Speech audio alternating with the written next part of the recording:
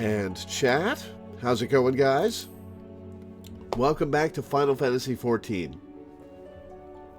Today, we are not doing more coils because we're saving that for next week when Minda is back. Today we're going to do MSQ and Hildebrand.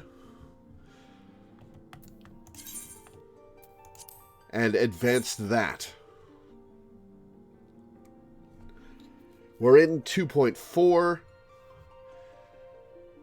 I forget where we were last in the MSQ.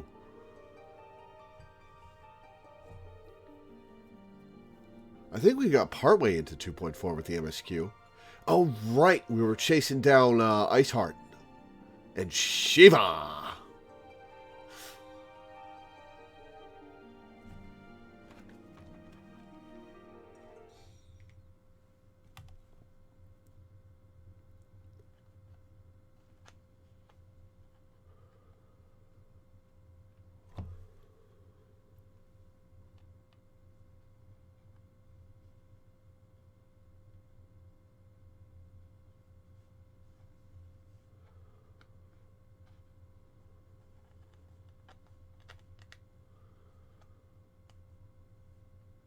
Sup, everybody?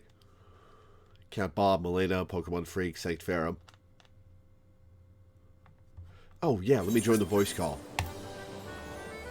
Hello? Hello. How's it going? Going pretty well. Hi, Milena, and you are directly behind me. Well, you always log on here, so... True. Have you ever noticed this Lalafell right next to the mini Cactpot that always yells, Cactpot, Cactpot, I'm rich? I think I have, yeah. Yeah, my friend Veronica, he used to always say that this Lalafell is clearly hired by the Mandeville Dual Saucer to get people to gamble on mini Cactpot. I'd believe it. We will not be doing coils today. We're saving that for next week. Because Minda wants to be there for that. And he's doing something with his family this week, I think? I forget what. Plus, you were concerned about time when it came to the finale of Ghost Trick. That's true. We've got a time limit today. We're going to be doing Ghost Trick at 5:30 p.m. EST.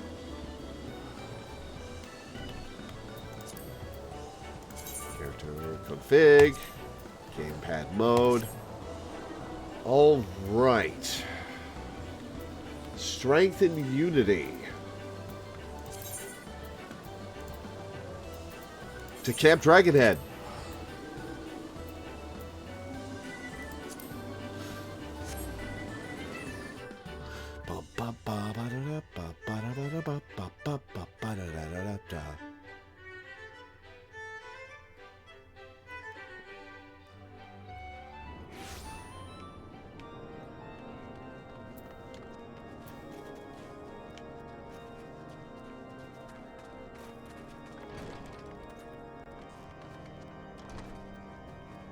Alright, Hushfront, what do you got to say? Heretics, Stravanians, old familiar enemies. This is something beyond all imagination. We can imagine it pretty easily. We've dealt with this quite a bit. The persistent attacks on our caravans seemed little more than a nuisance at first. The heretics were a problem, to be sure, but a relatively minor one. That was before I discerned the purpose behind their attacks, of course. Now they have my undivided attention. After apprising Minfilia of the situation, I shall summon a unit of Crystal Braves to assist us. As for you, Lore, pray join me in Whitebrim Front. Since the incident at Snowcloak, the Knights of House Durandare have redoubled their reconnaissance efforts in the region. It is my hope that they have information which may help us to determine precisely where the heretics are hiding. Given our mutual enemy, Lord Dreamont should be eager to oblige us.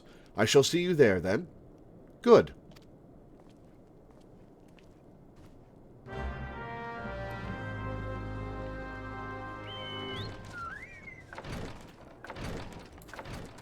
I'll just set myself on follow while you head over there, and I will grab myself a drink. Be right back.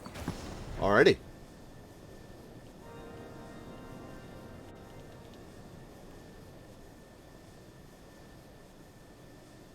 I'm excited for Shiva. I don't know if we're going to do that today. We might do that next week with Minda. But, what do you think, Danny? Is Shiva interesting enough to save for next week with Minda? I mean, it's your typical Realm Reborn trial. Yeah, fair enough.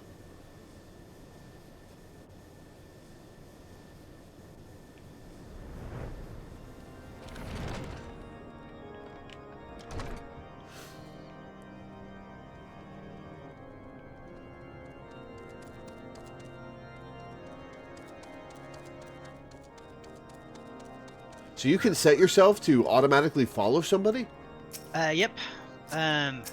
It always takes an as the crow flies approach, so you can get caught on buildings, but... Just so you know, my men have already started to arrive. Captain Ilbert always keeps a few braves at the ready in case of emergencies. Commander Leveilleur's assessment is most troubling. If he is correct, Iceheart now poses a threat to Ishgard at large. Oh, I should have talked to the Tesserton Temple Knight. Whoops. The Scions of the Seventh Dawn wish to join in the hunt for Iceheart. Your assistance is more than welcome, my friends. Considering the report I just received, I dare say your timing could be no better. We are all ears, Lord Driamon. A band of pilgrims was seen transporting a large number of crates to the west. Their garb appears to match the description provided by the squire who survived the attack. Alas, our scouts lost track of them at Snowcloak, that selfsame frozen wall which we speculated might conceal the heretics' hideaway. Suffice it to say, the disappearance of these pilgrims and their provisions all but confirms our suspicions. I have heard enough. My knights will join the hunt. I took the liberty of summoning a unit of Crystal Braves to Whitebrim Front. Given the gravity of the situation, I trust you will agree that we must use every resource available to us. These are extraordinary circumstances, Commander. 'Twould be in our best interests to coordinate our efforts.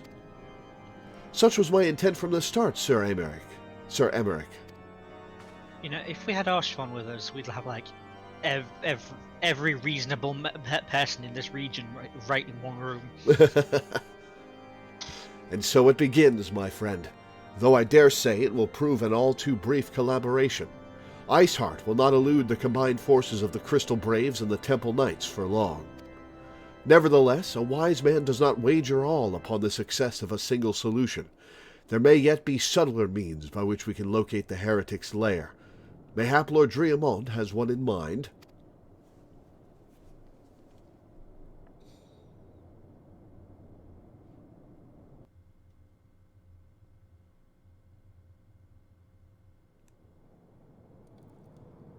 Oh?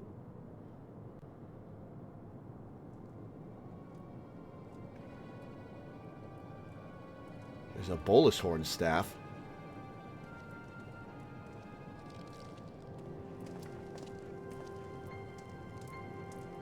Yes. Yes, excellent.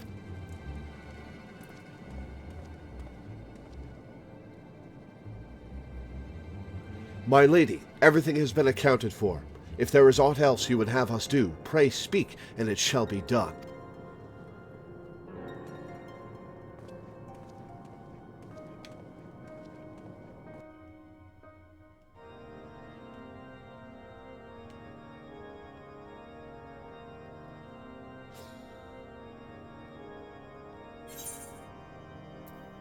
Alright, what am I taking?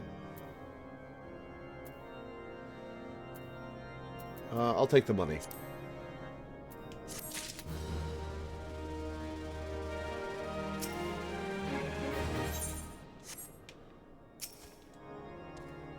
I think we can all agree that a formidable foe demands a calculated response. Some still think these heretics do not pose a great threat. The slain House Fortome knights would surely beg to differ. 'Twould be foolish to dismiss alternative approaches when contending with such clever foes.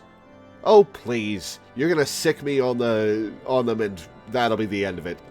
Kick the shit out of them. It seems as though we are always one step behind, our quarry ever just beyond our reach. Though I would like to believe that the tables are about to turn, I must confess to having certain doubts. A joint effort may succeed where others have failed, but it could yet yield the selfsame result. Fortunately, we are not without other options. I trust you haven't forgotten Inquisitor Guillaume? Ugh. Are you really going to bring an Inquisitor in? We have not. The mystery of how the heretic remains undiscovered for so long has been much in our thoughts, as has the question of what steps might be taken to prevent a similar breach of security in future. Right, that's the one where the Inquisitor is dead and he got replaced. Accordingly, we conducted an exhaustive and covert evaluation of everyone in Whitebrim Front. Though some were found to have committed certain minor transgressions, we identified only one possible heretic. If this man has pledged himself to Iceheart's cause, he will have taken note of the movements of the Temple Knights and the Crystal Braves. And, upon recognizing their intent, he may attempt to warn the heretics.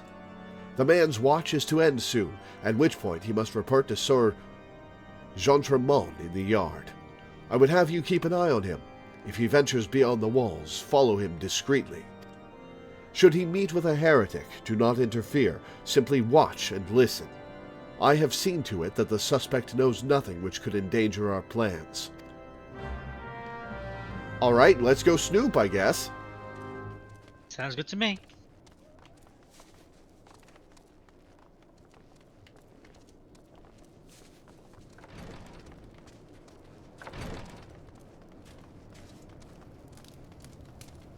All these weird-ass names. There's just a guy called Patrick over here. Hi, Patrick. What's up? I keep my fresh ingredients outside. Tried bringing them back once. Come morning, they were hard as rock and just about as tasty.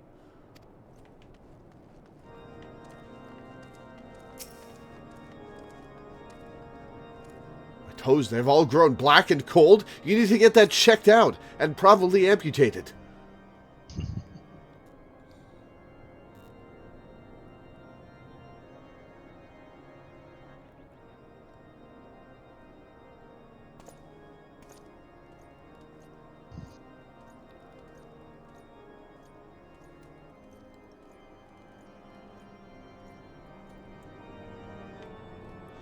The suspected heretic leaves through the southwest gate. Excuse me. Let's keep a low profile. Come forth, gigantic wolf.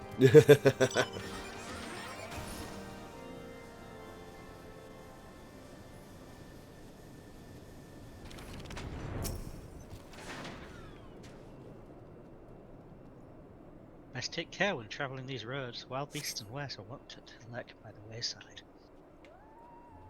The suspected heretic follows the road east. Okay.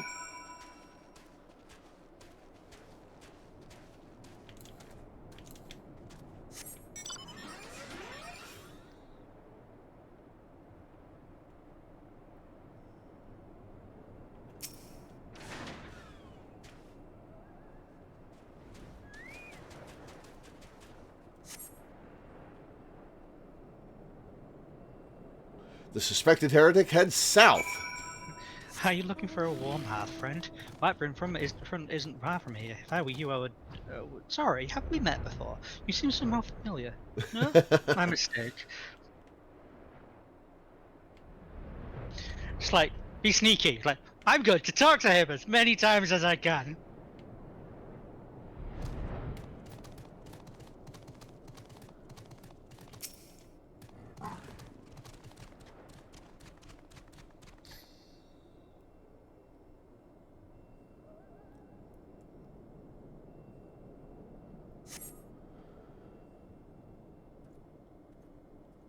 Can't touch him this time. It will be very obvious if we follow this guy. Hey!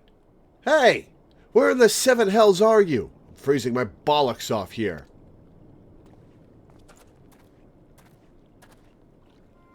I'm here, you blundering oaf. Why are you so late?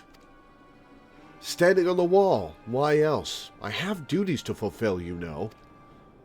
Your sole duty is to the... Bloody echo. Lower your voice, or they'll hear us in White Brim Front. Yes, of course. The Temple Knights are... in Snowcloak.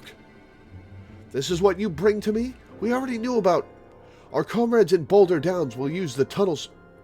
dead before they know what's happening. Nevertheless, if you waste my time again, is that clear?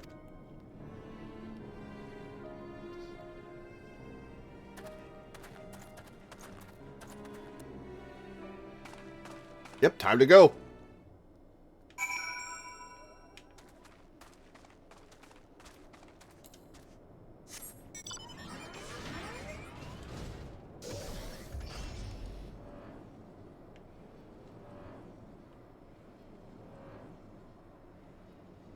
This place really should play its music more often. True enough.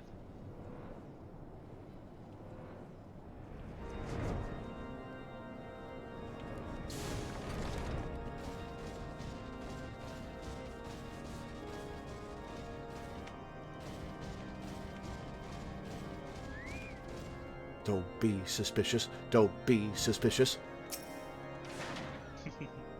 Well, did your investigation bear fruit?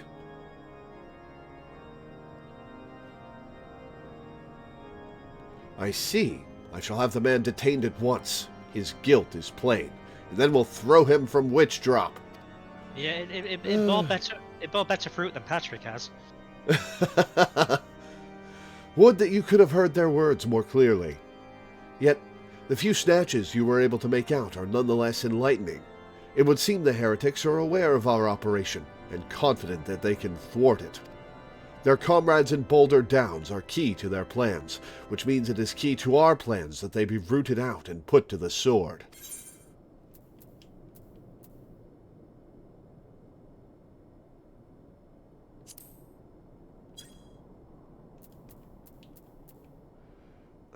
That's equal to what I'm wearing, so I guess I'll take the money. What shape is my gear in?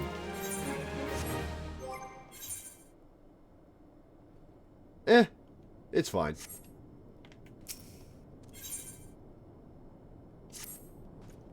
We have long suspected that the heretics use a network of secret tunnels to traverse the highlands undetected. Given what you overheard, I fear that Snowcloak may be riddled with such passageways, and that the heretics in Boulder Downs are planning to use them to take our forces unawares. Needless to say, we cannot allow that to happen. A contingent of House Durandare Knights are on patrol in the area, and I shall order them to begin searching for the heretics at once. But, knowing nothing of our enemy's numbers or readiness, I cannot say for sure that they will be sufficient. It would put my mind at ease if you would consent to assist my knights with the search. I know they would take courage from the presence of so storied a warrior. Pray, rendezvous with them at Boulder Downs. If Holiday is kind, we may catch these heretics before their plans come to fruition. Show them no mercy, Lore. Yeah, I wouldn't expect you to want any kind of mercy to be shown to anybody. The lives of our allies are at stake. If Heloni is kind, when has that ever happened?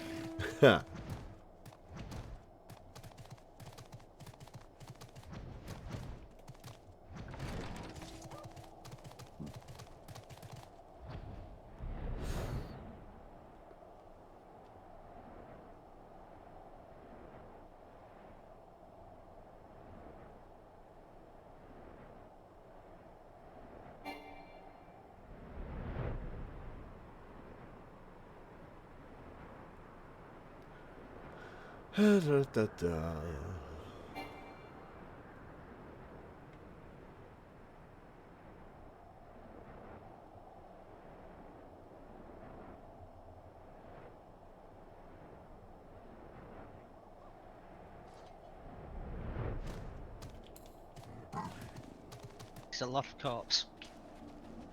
Whoops.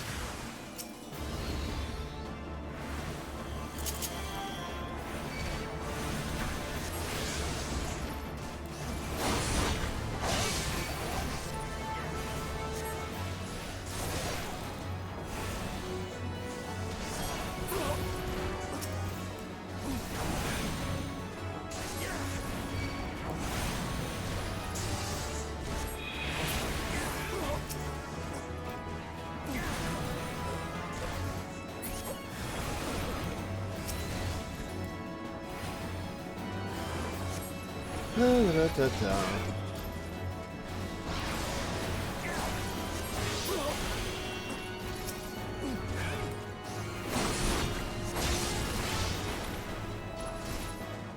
Did that These men- spell miss? Oh no, it went to... I was focused on the wrong enemy. These men were not prepared. Neither set of men were prepared.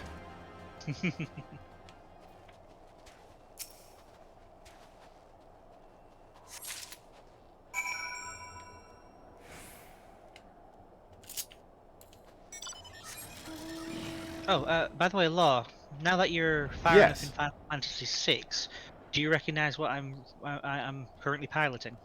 I wasn't looking too hard at it. Let me see. How do I drop? Hang on. That way. It is... Is that supposed to be, the new airship? Yes, it is supposed to be the Falcon, or at least...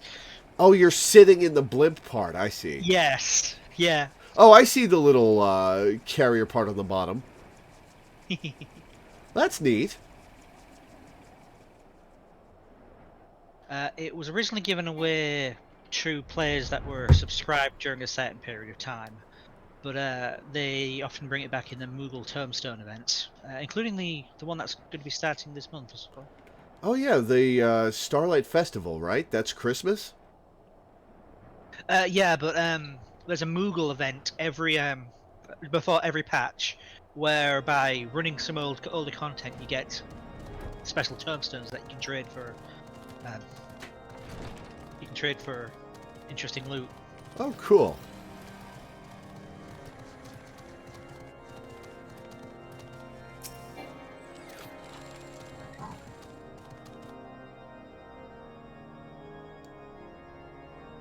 My knights sent no word of your coming, Lore. What has happened? What is that in your hand?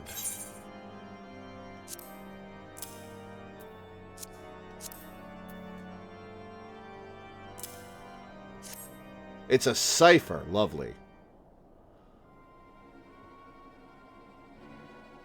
By the Fury! Those were veterans with years of service. And now they lie dead in the snow. Their bodies must be recovered, and... No, we have not the men to spare. Not now. Not while Iceheart prepares to summon an abomination.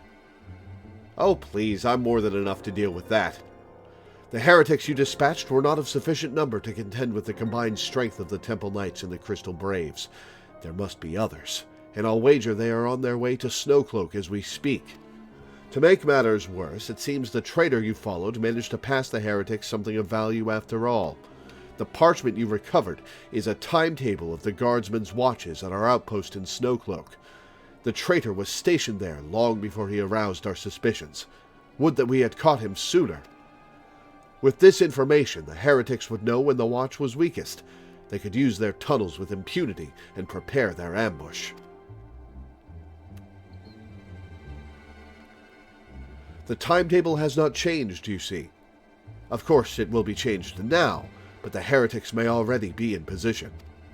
House Durandare must send reinforcements, even if it means withdrawing knights from the Stone Vigil. I can see no other way to safeguard the lives of our allies.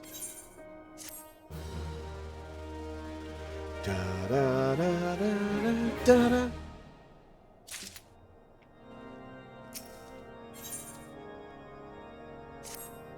Time is of the essence, Lore.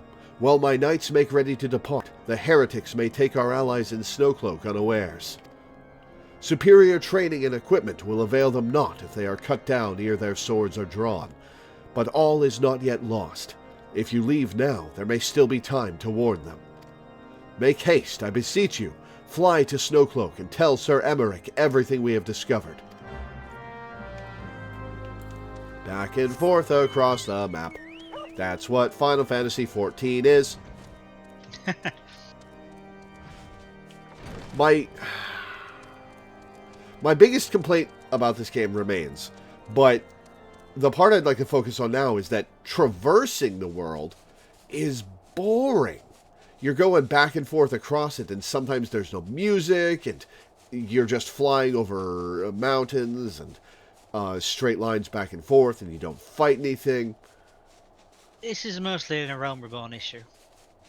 Later expansions managed to sort of lead you around the area pretty much fully before, and then you get flight just as you conclude the story of the area.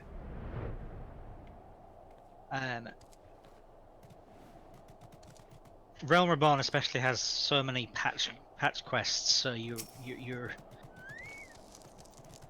having to deal with older areas a lot. Fair enough. How could any man hope to tunnel through ice this thick? It would be the work of years. We are at a disadvantage here. We should linger no longer than necessary. All right, Emmerich. Lore, this is a welcome surprise. Perhaps the only one thus far. As you can see, we have yet to uncover any hidden... You have my gratitude. Truth be told, we suspected the heretics might be plotting such an attack.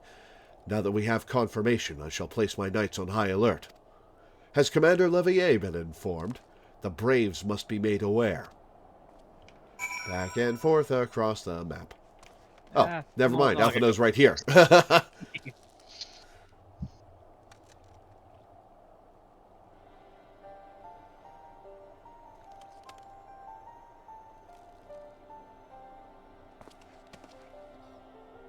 Fight Shiva in this tiny arena. It must be here. I am certain of it. Why else would they go to such lengths to defend Snowcloak? 'Tis but a pity this discovery comes when our enemy has us at such a disadvantage. Forewarned though we be, the heretics know the terrain far better than we. I dare not think how many are watching us rhyme at this very moment. Confound it! This is all wrong. Iceheart has us scrambling to save our own skins when we should rightly be straining every sinew to find her and stop this damnable summoning. There she is! Did you just come out of the ice? Come here, girl! Ida! What's up, Ida? Is Papalimo with you? That was close. They didn't hurt you, did they? Only my pride, Ida. There will be others nearby. We must see that they are given a similarly warm welcome. It's the only thing warm around here.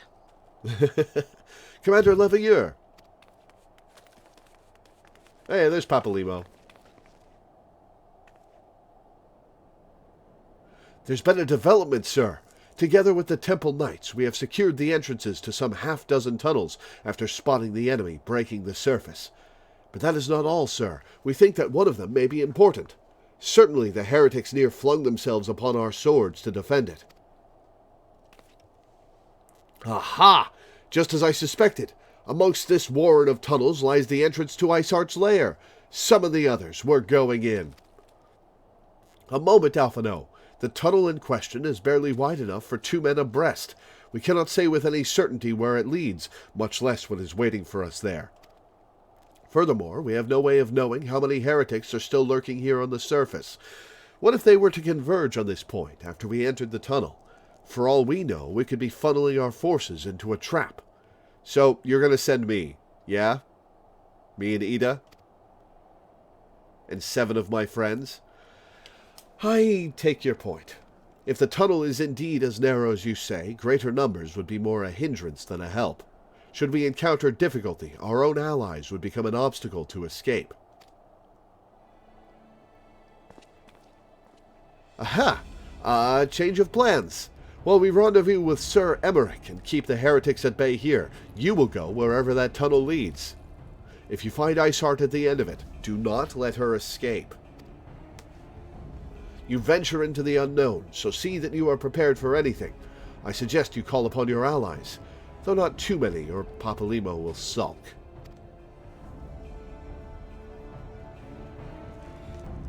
Only 3 of your friends. Right, it's a dungeon, not a trial. Okay. Should I invite you guys to the party? Sounds like a plan. Hell yeah, sir. God's bless whoever designed this uniform. I would have frozen to death by now if it weren't for this great coat. I mentioned that he's from 1.0. He used to guard the Aetheryte Plaza reps. Is that right? The stalwart? No. Who? Yu Hase over here. Oh, yeah, that guy. Yes, you have.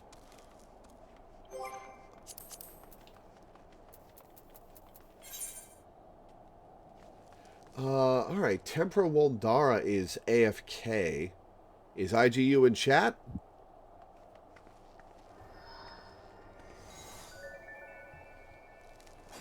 Because you could be our 4th.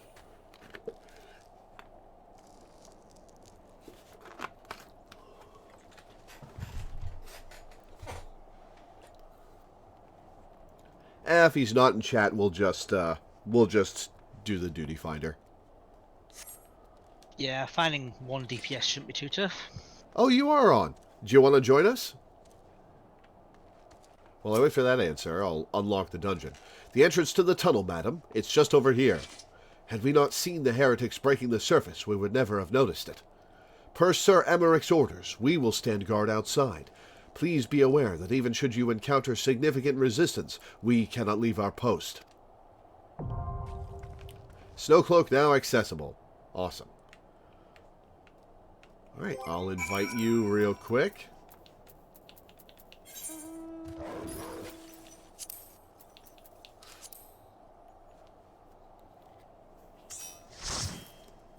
Alright, we got 4. Melina's healing, Danny's tanking, I'm a DPS, so you want to do DPS?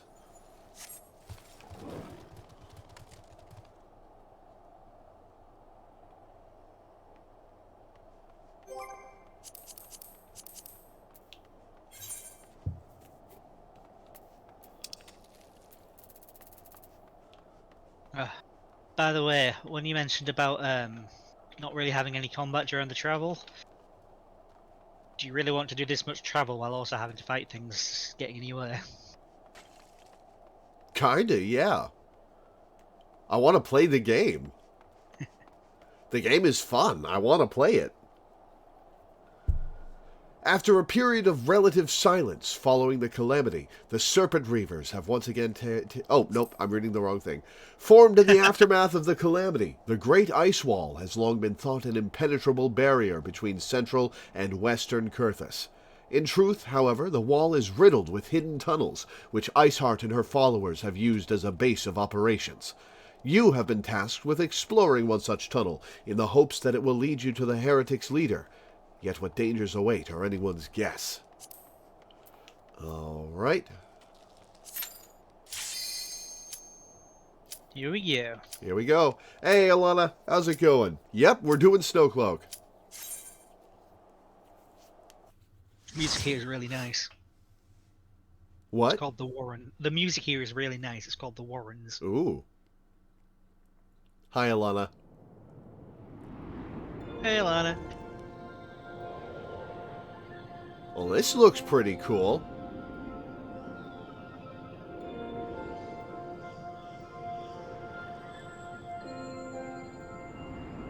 It's very ice level music. Yeah. I love ice level themings. It's got to be one of my favorite genders. This is nice music.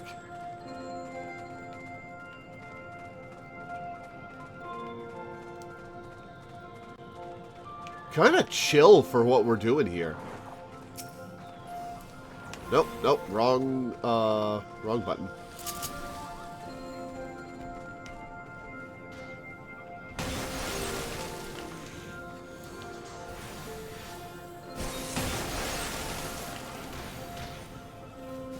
It's beginning to look a lot like ice level.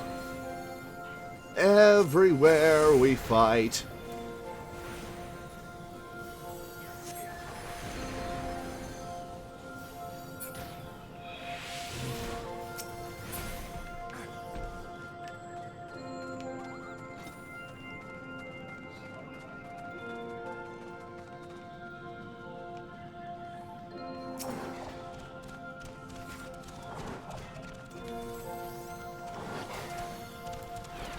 Nope, nope. Wrong thing. Damn.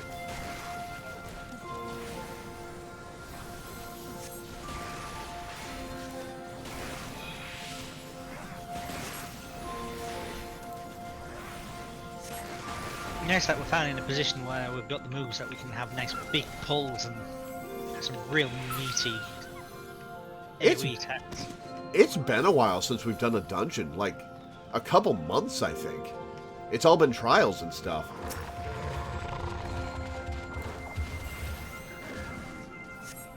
What was the last dungeon we did?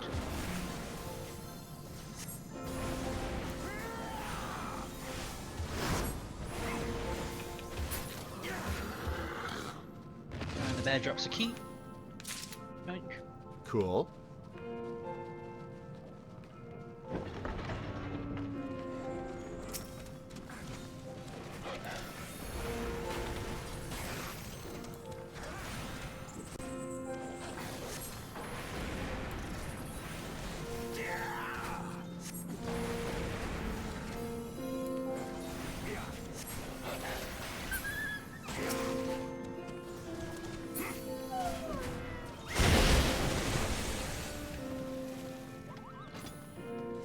Ink Long Dry is a good track, huh? I wonder when we'll get to it then.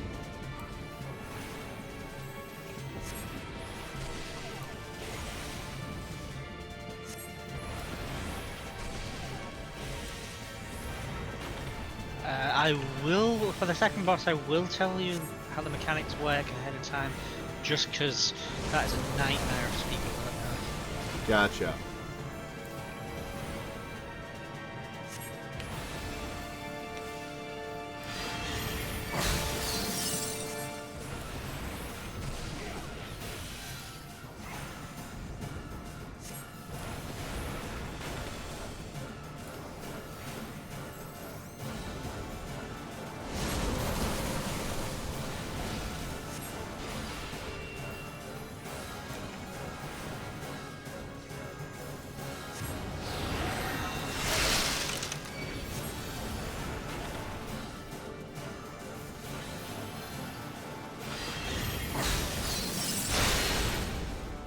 That's a cool monster design. I like that. Yeah, there's some real cool monsters in this game.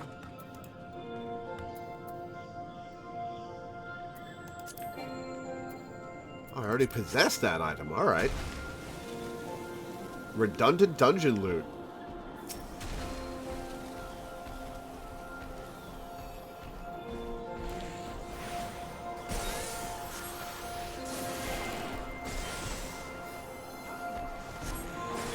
Yeah, a bit more AR work.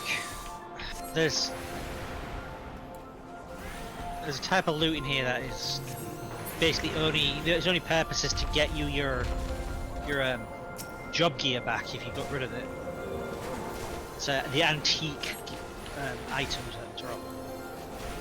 I'm gonna rush us through so we don't deal with the frostbite.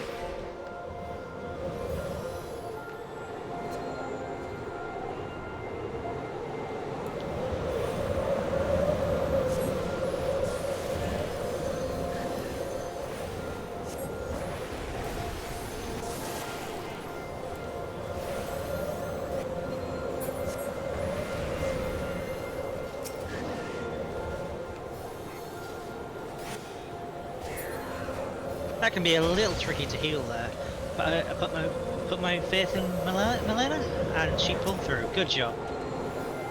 Primthurs. That's a funky monster name.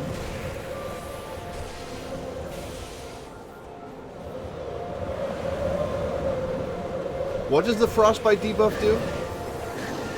Basically, if you stand in that wind, you take damage. Ah.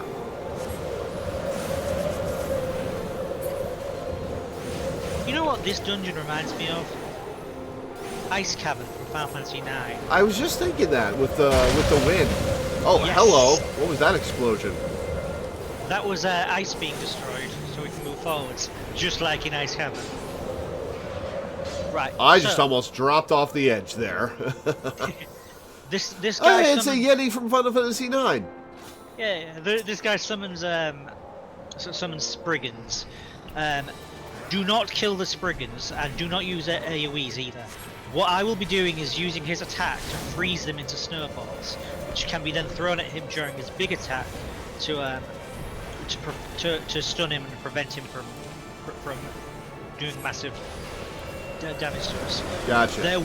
There will be, however. Oh no. Okay, they've changed it. This is new. Whoa!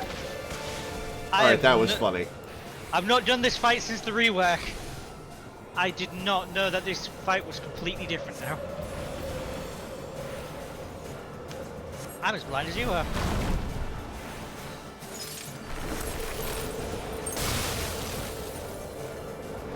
Alright, this is the one where we get away from each other, I assume, yeah.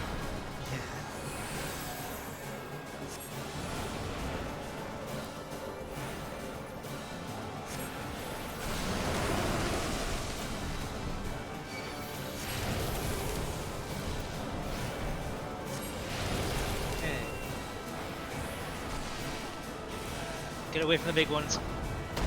Way ahead of you. Or not. That was a big AoE. Yeah.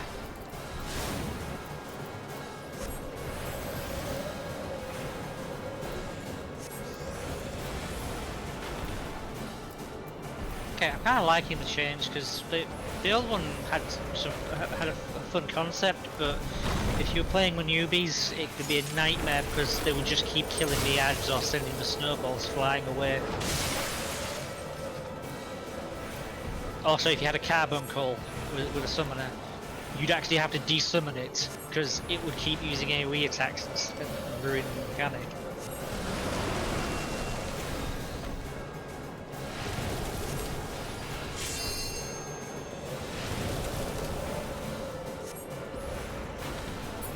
Got it.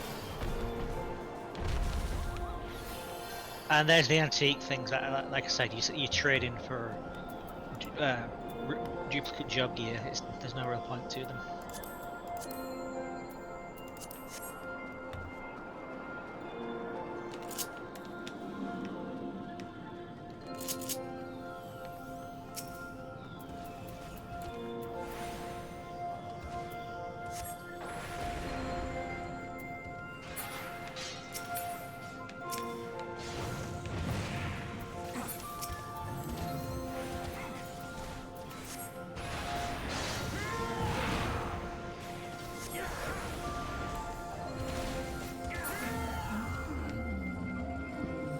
Oh, excuse me.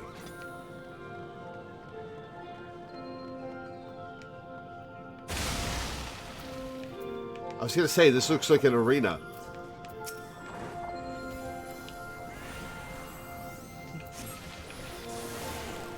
You're not wrong.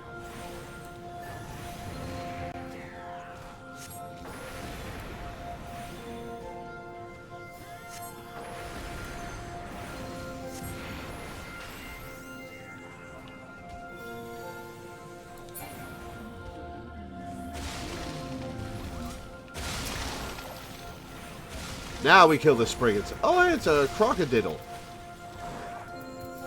The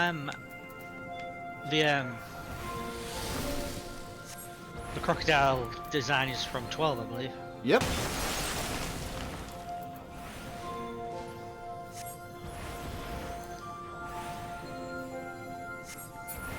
There, I have killed Tumbler.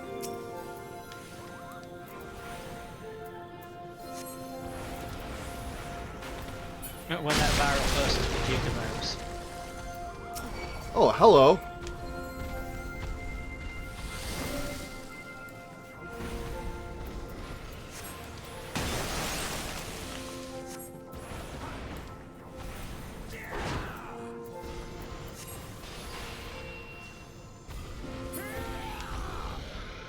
At some point, we need to do a big stream where we go through all the dungeons you can unlock at level 50 that we haven't done yet.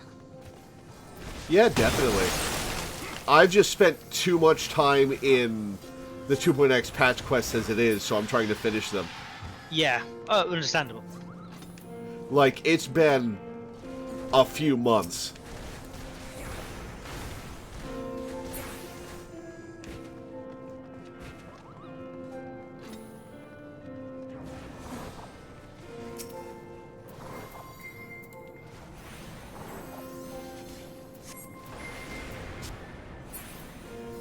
That man just turned into a dragon.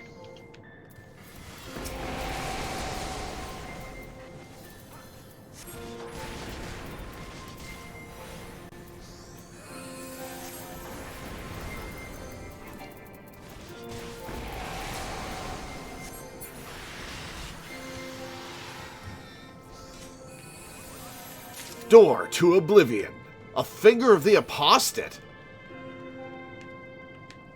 Which is the key to the door. Da-da, da-da, da-da. Oh, somebody's been to the gold saucer.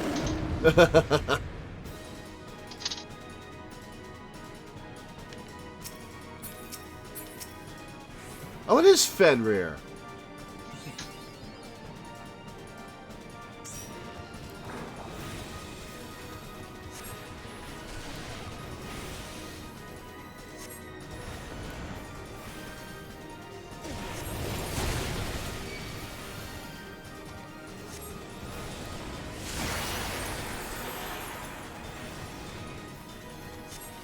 Oh, this is salty. This is what? Oh, hide behind an icicle. Yeah, they've changed this one as well. Oh, Milena got frozen.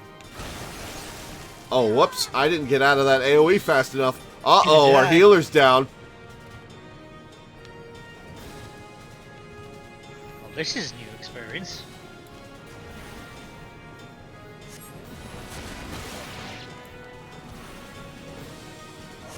We're about to wipe, right? Almost certainly.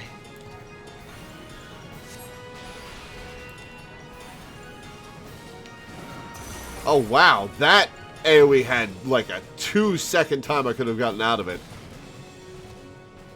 Yeah, we're done. It did have a cast there though, so I guess when he's using that attack, you need to not be in front.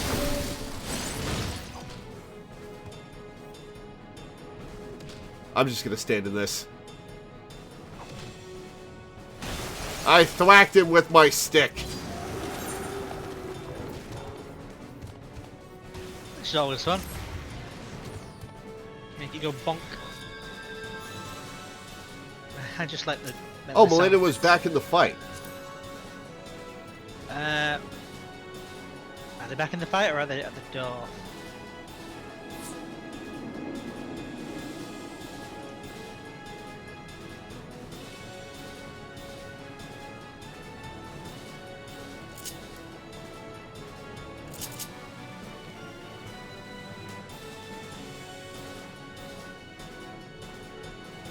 I thought we hit the shortcut. We're going through half the level. Shortcuts take you back to the last boss that you just defeated. Ah, okay. Because they unlock when you beat the boss. Later, Alana.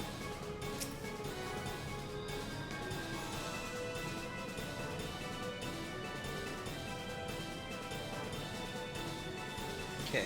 Alright, we're waiting for IGU to heal.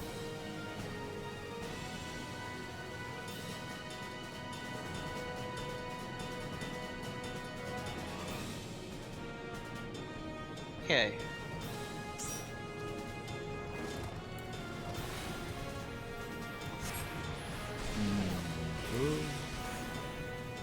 Pokemon Freak says, Milena, resummon your fairy. Ah, good point.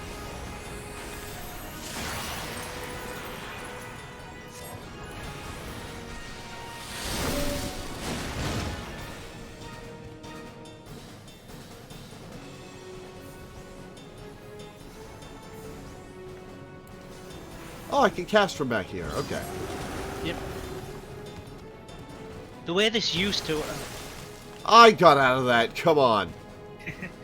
the way this used to work, he would summon 3 icicles two of them would then proceed to dash at one of the players, and the third would explode. And every second time he did that, he did the lunar cry, so you had to hide behind the one that didn't dash at people, but then still have to move away before it exploded. Okay, don't be in front. This is the cone one.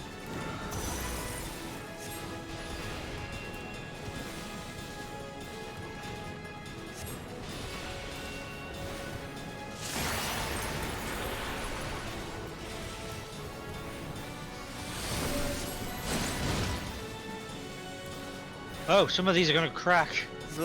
Oh, this one looks like it's about to crack. Uh-oh. Oh, I see. The ones that have the cracks explode early. Whoops. Look at us, we're learning as we go.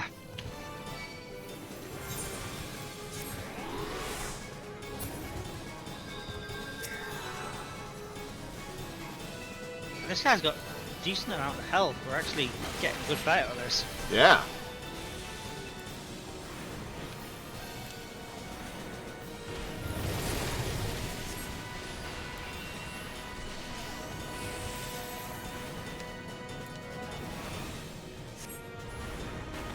Okay, got me in front.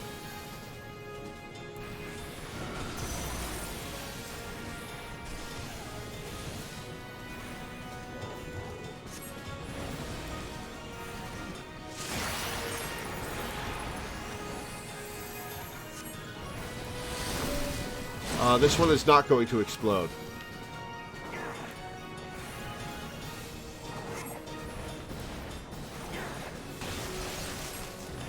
Go.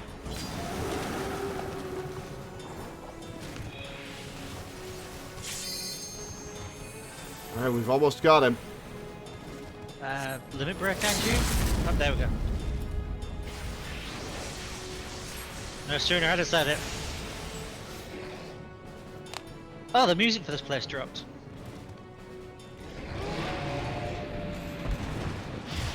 Bye, Fenrir. Banish you back to Aiko's spell list where you belong. Or just being my mount. Well, that was actually fun. Yeah. I got the orchestrion roll. Don't leave. Let's take a picture. Yeah.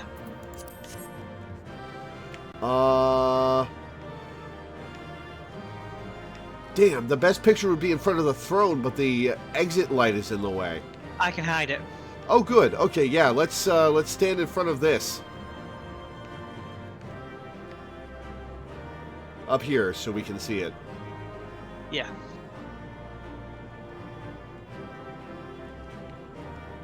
Okay, and... Jeepers. Okay, hide all, show self. Play characters, there we go.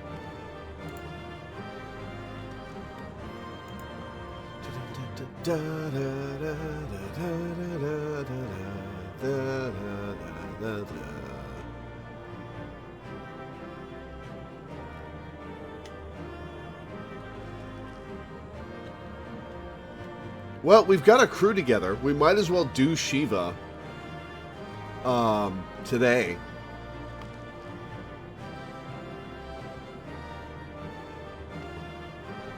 It's sad that Minda will miss it, but he specifically talked about coils being what he wanted to be here for.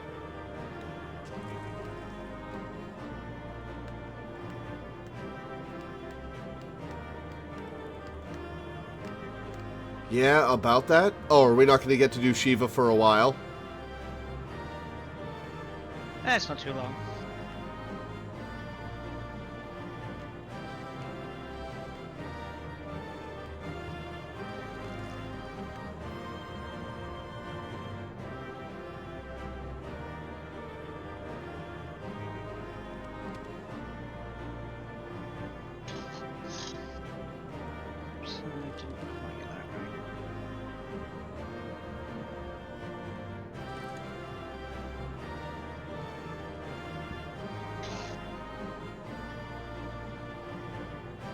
Okay, I can provide this one. All right, let's take a look. And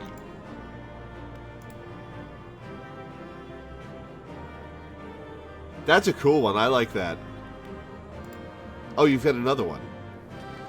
yeah, I'm working on one with effects. You kind of look like you've got a bit of a glowing halo as your spell is cast. That's a little overwhelmed on the effects. I think we'll go with the one without. Fair enough. I actually might have one here with. There we go. I think this one might be a good middle ground.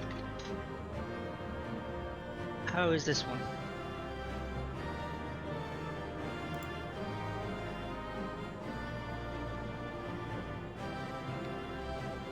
Still a bit much.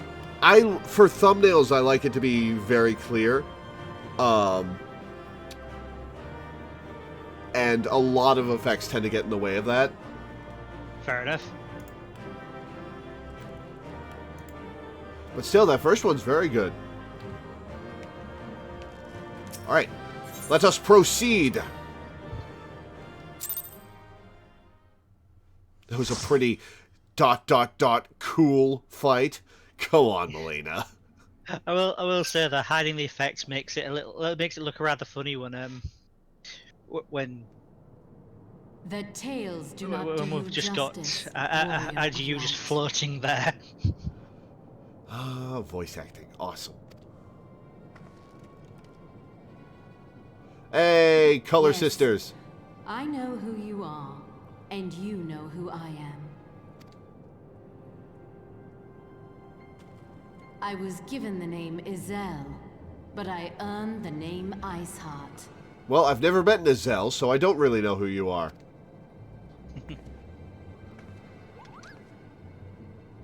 The goddamn Koopo This noise. endless cycle of hatred, of bloodshed, of sorrow. You would see it continue, O noble warrior of light. I'll see it continue without us being slaves. I would not. I will not.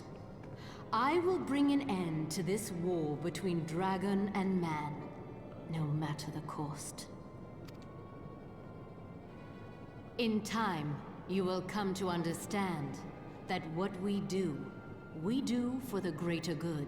I'm sure you think that, but the cost of what you're doing is pretty out there. For Eorzea, for Hydaelyn. Wait, you're summoning a primal for Hydaelyn?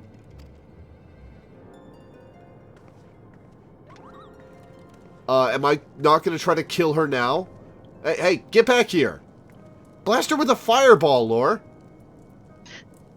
It's like that scene in Dragon Ball Z Abridged. It's like, are you just gonna stand there and do nothing? We do that a lot.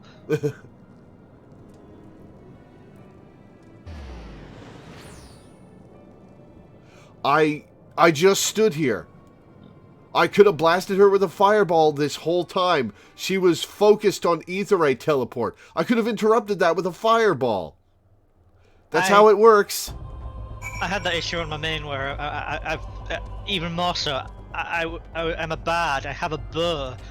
Like you have a cast time. I just go flick. That took longer than I expected. What news, Lore?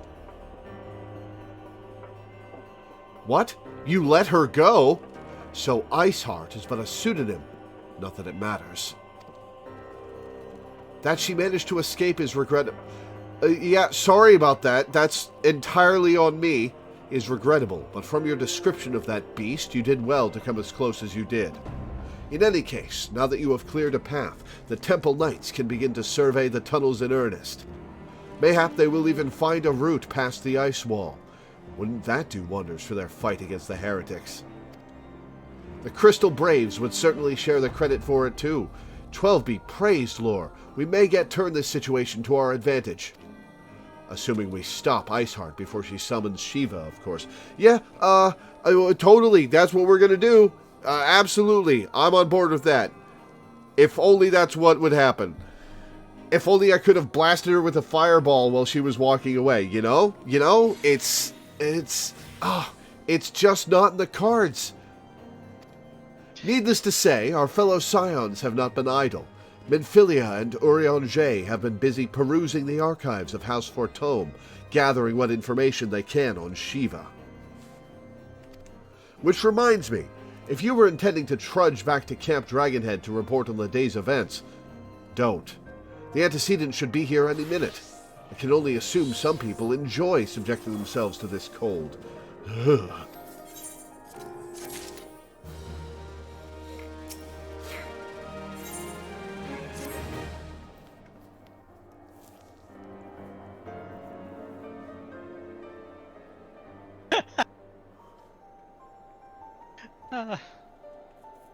Oh, she's wearing winter clothes. Actually, that's a nice outfit. I like that. That's what you got given last week.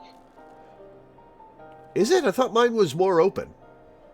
Definitely same model. Just different colored dye. Huh. I just love that. I love that he complains about being cold and she just shows up. You've got exposed skin on your midriff, Alphino. Antecedent. You come to us straight from the archives of House Fortome. I trust your time there proved fruitful. Would that it had. Urianger and I scoured countless texts, but what we found was of questionable veracity. Accounts of Shiva's life and deeds are sparse and contradictory, only agreeing upon one point. She lay down with a dragon, the gravest of all sins, according to the Ishgardian faith. Listen, we're all dragon fuckers here, okay? Like, that's not special. Yet in the eyes of Isart's followers, this was a holy act, the blessed union of man and dragon. How such a thing could even be possible is quite another question. I don't know, shape-shifting dragons? Hopefully she wasn't spit-roasted like that. Suffice it to say, I very much doubt that we will find a useful answer in the archives of House Fortome. Much knowledge has been lost over the centuries, though in this case one wonders if it is by circumstance or design. You said that Isart took a moment to plead her case prior to escaping, did you not? What I want to do with the dragon is anything but holy. Yeah. Viewed without prejudice, most would agree that bringing an end to an endless war serves the greater good. But in the process, we'll all be made slaves of Shiva. I know how the primals work. I think Sir Emmerich might take issue with her methods.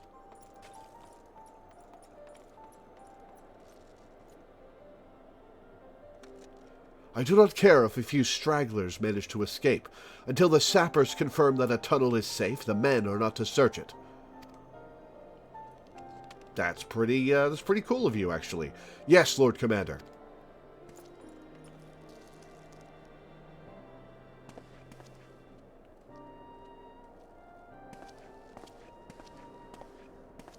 One sec, be right back.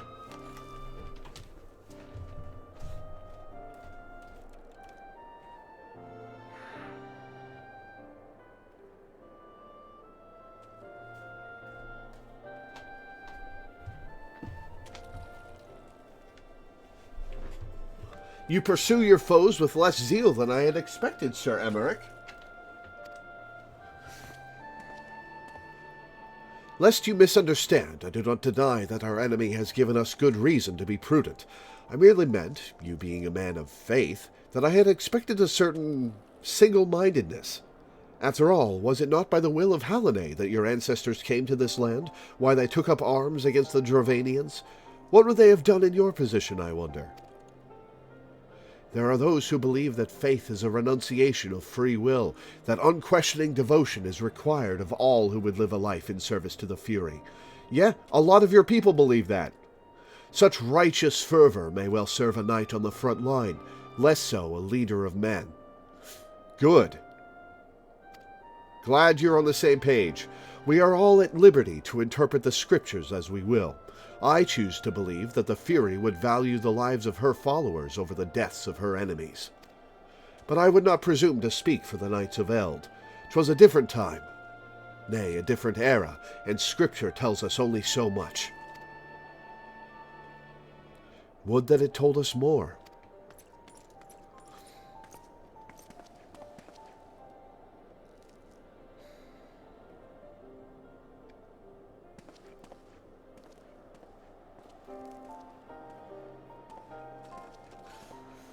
That outfit looks really good on Minfilia.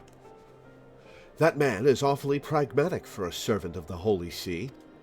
A welcome trait at the negotiating table, to be sure, less so when one's enemies are making ready to harness the power of a god.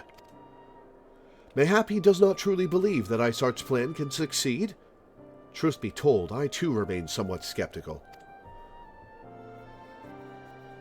Shiva was real, a living, breathing woman. Of that there can be no doubt. In this respect, she differs from every other figure to have been summoned, each of whom was worshipped as a god. The sole exception being good King Mogulmog XII, the myth made manifest in response to the fervent supplications of the Mogul's Guard. Saint Shiva may differ, but what of the heretics? They are a tribe of outcasts at war with a mighty nation, who yearn for the resurrection of the one who embodies their beliefs. If that is not placing one's faith in a higher power, then what is? Crystals and conviction, Minfilia. They have them both in abundance.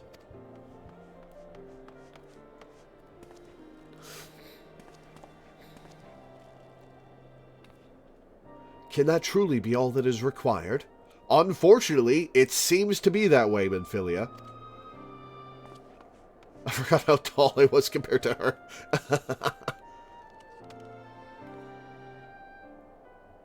My survey team has concluded a preliminary analysis of the aetheryte Isart used to escape. They believe that she teleported to another aetheryte, somewhere not far to the west. One sec, I gotta sneeze.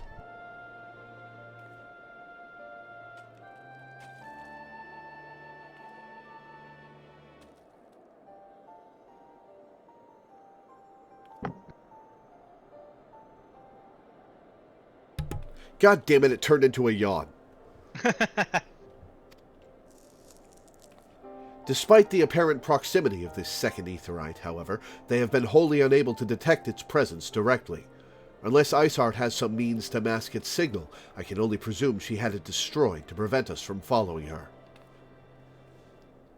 It's true that we have some significant outside context information about exactly how summonable Shiva is likely to be. No one in the universe can look at the name Shiva and say, yep, that's a Final Fantasy summon. That is fair. Yeah. Without the means to teleport as she did, we have no choice but to search for an alternate route, most likely a tunnel, assuming one exists. Let us not give up on teleportation just yet. One of our colleagues in Charlian may be able to assist us. I pray that you are right. I dare not think how long it will take us to survey the entire tunnel system. Too long.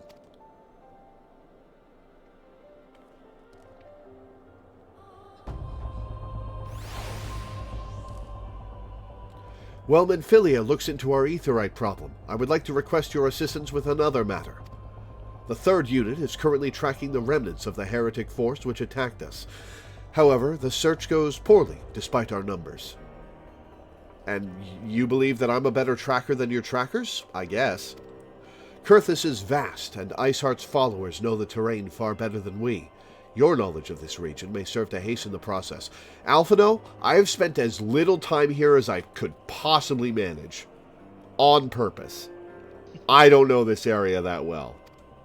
The sooner we capture Isart's followers, the sooner we can press them for their leader's whereabouts. Also, though it is admittedly a selfish request, I feel that my braves would benefit immensely from working alongside you. While we have our share of veterans, we also have more than a few less experienced recruits, many of whom look up to you, in case you were not aware.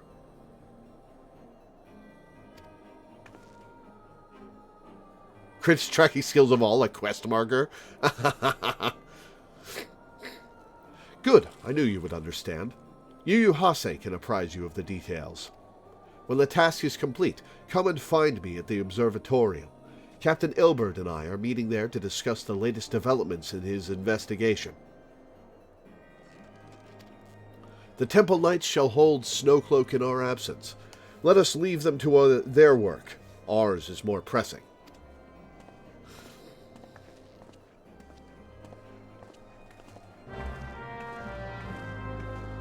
Observatorium always just sounds like a cartoon supervillain's lair. Like, It does, doesn't it? welcome to the Devastatorium! Hey, what's up, little buddy? There you are, Lore. Commander Loreweaver instructed me to wait for you. Your assistance is most welcome, believe me. Most of the Third hail from Ul'dah, and for a man accustomed to the feel of sand beneath his boots, the crunch of snow can be rather disconcerting. But to the matter at hand. Nary a moment ago, I received word that the heretics we seek have been spotted making for Danafin Pass. My braves are already in pursuit, and I should be grateful if you would join them. I myself shall be taking part in the hunt. Never let it be said that I do not earn my coin. All right, let's chase him down.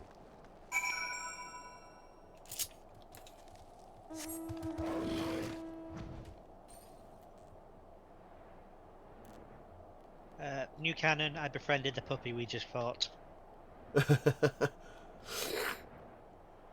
Excuse me.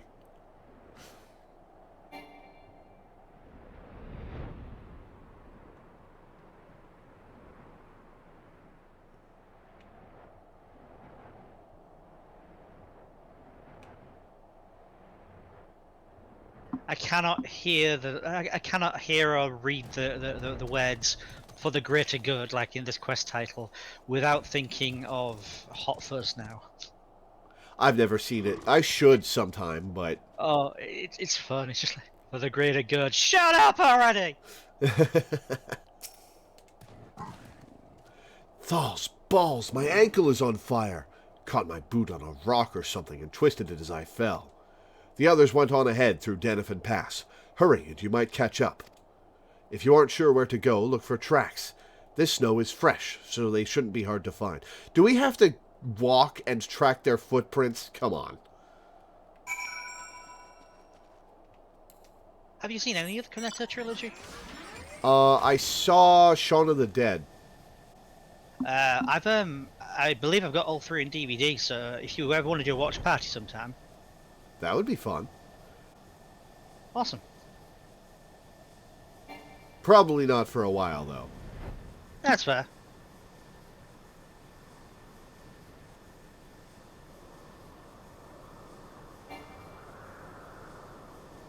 Hey, going by the map, we're on our way back to the corpse pile. Which by all rights should still be here.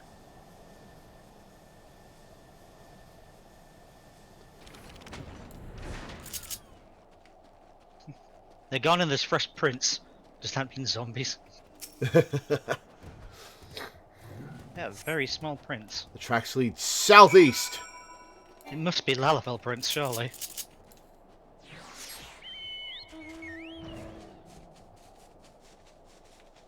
We do have to follow the tracks individually. Oh, no, there's a 3rd unit brave. Scion, what are you doing here? The heretics? I'm not sure. There was a great scaled beast and... Hase? I think he went east on his own. The heretics split up, so we did too. There'll be Hase's prints, fair enough.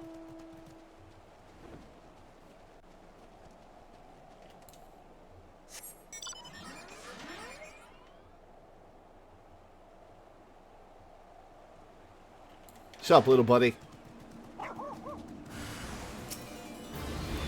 Oh, wrong spell. There we go.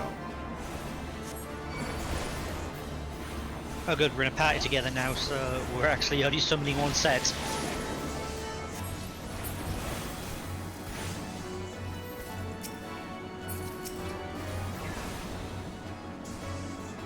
We really ought to party up more often. How embarrassing! I was so intent on following the heretics' tracks that I almost failed to notice they had doubled back. Almost, mind you. One tried to sneak up behind me and got a knife in the gut for his troubles, which is only because that's as high as you could reach. You're at the perfect angle for you to stab a little lower than the gut, Yu Hase, probably to more effect. He's a consummate professional. I thought myself alone, so I started searching the dead man's knapsack for anything of interest. And, lo and behold, before his friends found me, I came upon this. Withdraw in groups of 3 or less to the observatorium. Give the signal and wait. The merchant will be watching. Be late and be left for dead. Speaks for itself, does it not? They can't possibly mean to rendezvous inside the place, so we should restrict our search to the surrounding areas. Let me rephrase that. You should restrict your search to the wilderness around the observatorium. I will need more than a moment's rest to recover from these wounds.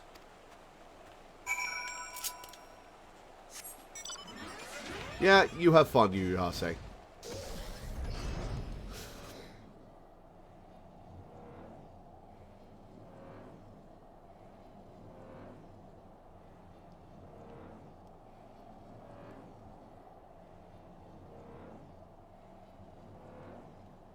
we go. I'm turning my mount music off for a bit. I don't have nearly as many mounts on this character, so I don't get as many different tracks to listen to.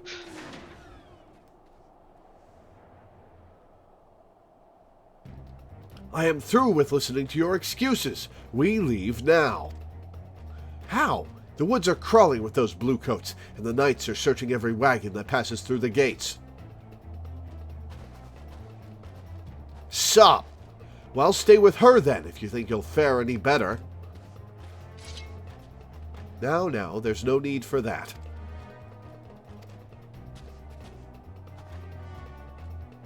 Ellipsis. I am suspicious of Ilberd. There are places like this in my homeland, sacred snow-capped peaks where blood must not be shed. Yet your lands ever thirst for the blood of the fallen, and by your deeds it has drunk deep. No, I have done no wrong. None but meet in secret with heretics. Deny it all you will. We shall have the truth from you yet. Inquisitors are not the only ones skilled in the art of interrogation. Damn it all!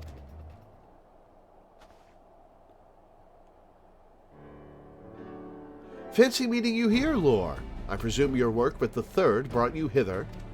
What a tangled web. Lest you wonder, we came not for the heretics, but for the merchant who has been conspiring with them. He came to our attention during the course of our investigation into the Ivy. It beggars belief, I know, but it seems our favorite Garlean spy may have been providing assistance to Iceheart.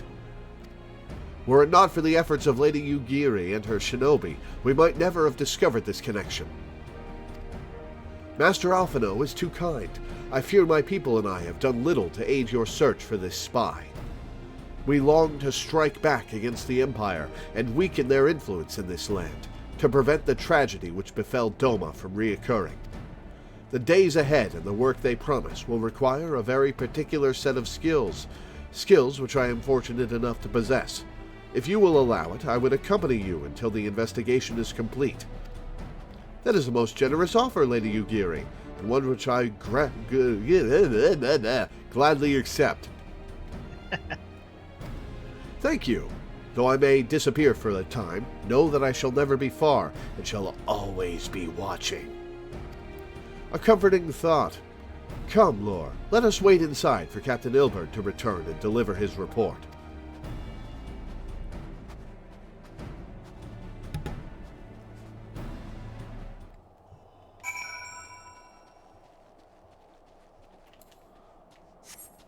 That character's name is Bloody Nine. Kind of not apropos for what he's writing.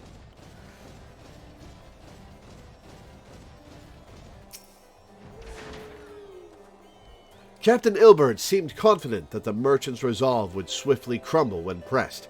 If so, we should have new information ere long.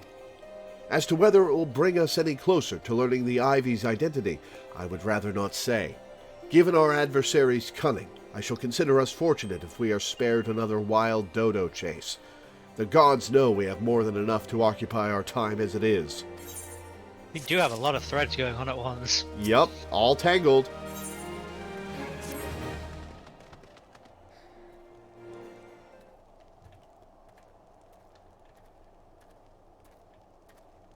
Sup, Ivy?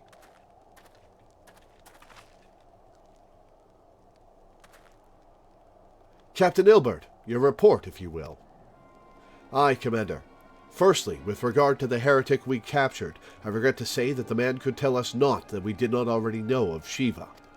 We have since handed him over to the Ishgarden authorities. Henceforth, the Holy See will pursue the matter independently. Our inquiries concerning the Ivy, however, have proven more fruitful. We have ascertained the channel by which the heretics acquired their information on the shipment routes. Go on. You will recall the flame we first identified as being in the Ivy's employ. From him we were able to trace a trail of conspirators, each taking us closer to his master. Alas, the trail came to an abrupt end. Fearing that the investigation had been compromised, we took the necessary step of detaining all suspected of conspiracy. There were 5 on our list, including a flame stationed at Revenant's Toll. The man's primary duty was to keep an inventory of donations from abroad, the particulars of which he would share with benefactors, thereby ensuring that needs did not go unfulfilled. By virtue of his role, he was privy to the details of all shipments bound for the settlement. Needless to say, that included those originating from House Fortune. He knew the precise route the caravan would take, and he sold that information to a merchant. I think I can guess which one. None other. With a little encouragement, he soon confessed to knowingly aiding and abetting the heretics.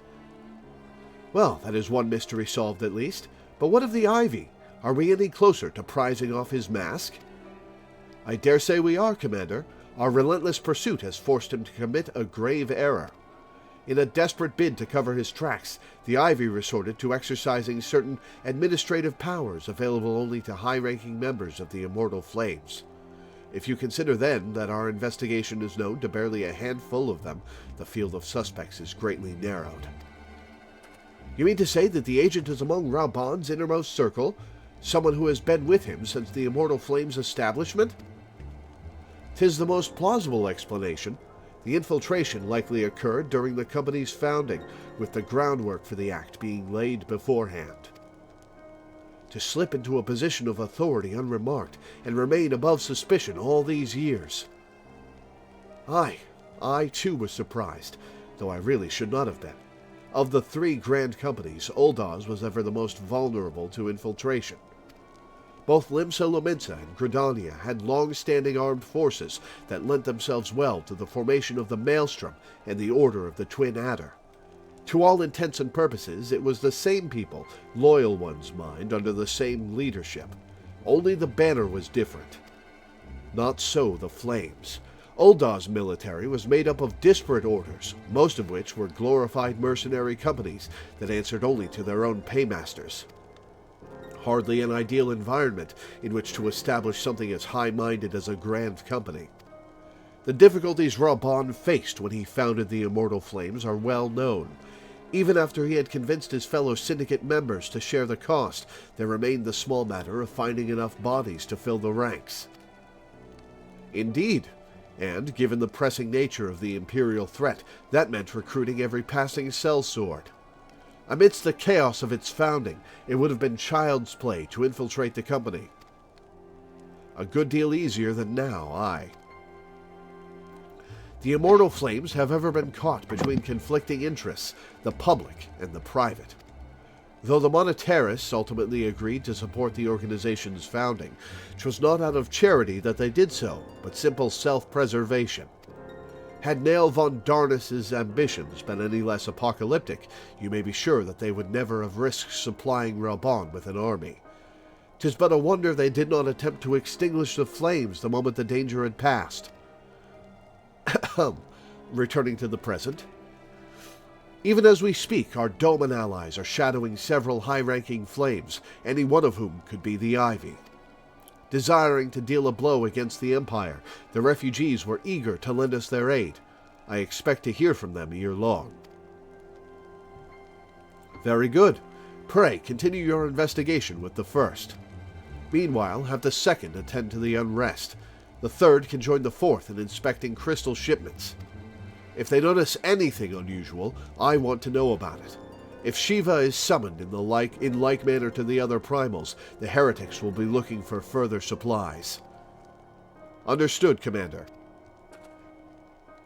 I shall send word to Sir Emmerich, informing him of our success in identifying the heretics' abettors.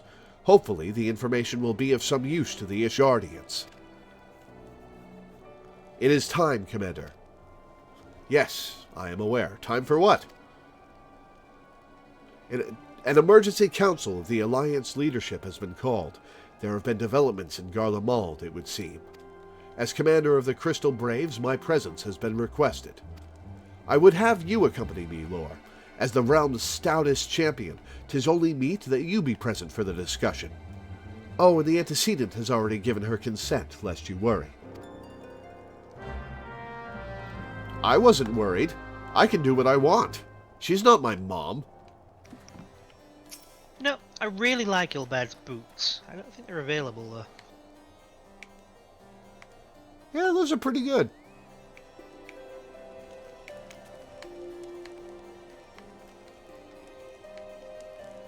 Yeah, I like those. Like me, you are doubtless eager to conclude our business with Iceheart, but until another path to her sanctum is found, she will remain beyond our reach. Minfilia and the Archons are sparing no effort to secure an alternate route. Until such time as they succeed, I suggest we give some thought to the realm's other problems. I shall go on ahead to Gridania in readiness for the coming council. Meet me at Nafika's altar, and we shall make our way to the Lotus Stand together.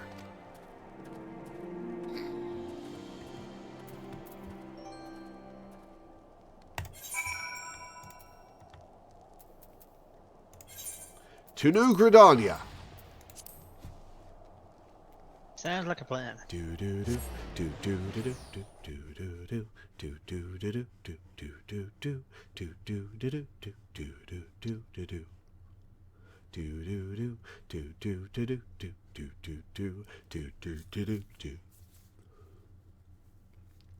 So here's a question I've been wondering about.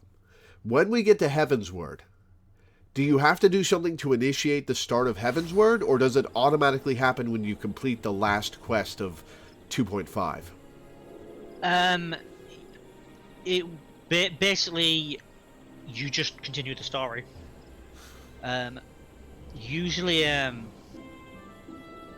picks up. The next quest will pick up just where you handed in the last one for a new expansion.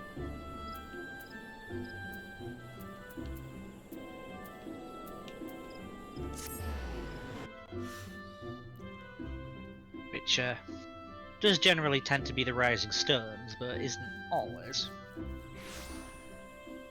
So there's no, like, introductory special cutscene and stuff? It's just picking up the next quest?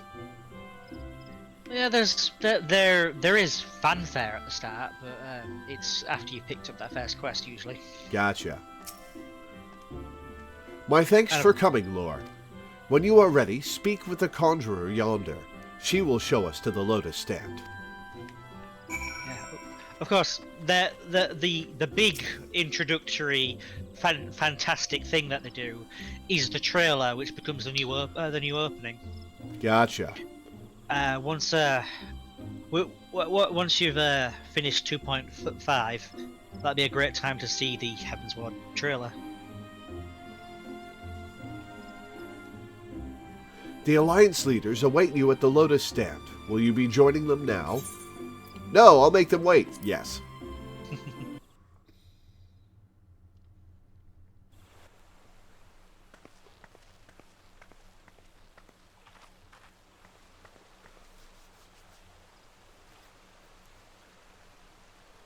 Change has come to the Garlean Empire, and we must discuss the implications. Do we have to discuss it in a voiced cutscene? I don't want to listen to you. The rumors are true, then? The War of Succession is ended? It is. A new emperor reigns in Garlemald. Who?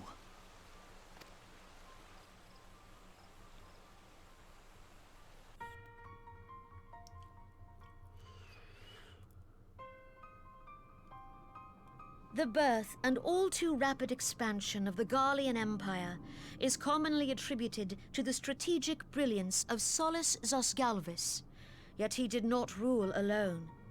Several members of the royal household We have Galadriel also at home. distinguished themselves during his reign. Nevertheless, it was the eldest son who stood to inherit the throne, until his most untimely passing. I thought us fortunate when I learned that the Emperor had died without naming a successor. This armor is so dumb. It's so edgy and extra. Did you want Garlean lore? Hell yes.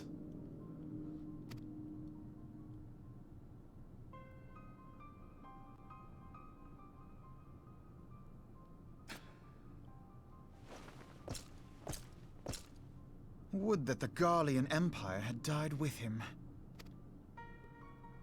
Literally spitting on his grave, more or less.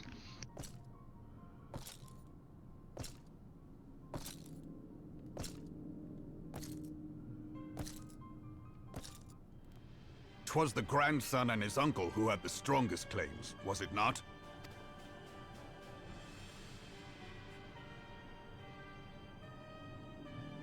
That's a grandson? He looks like he's 60. Indeed. Yet claims count for little without the power to assert them. Solus was very old. Legatus Varus ye Galvus is a respected military leader. Not so his uncle.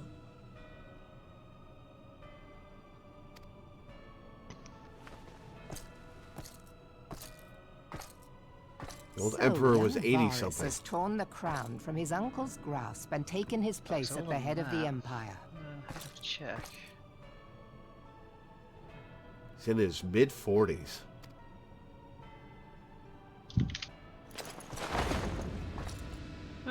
Yeah, it was 88.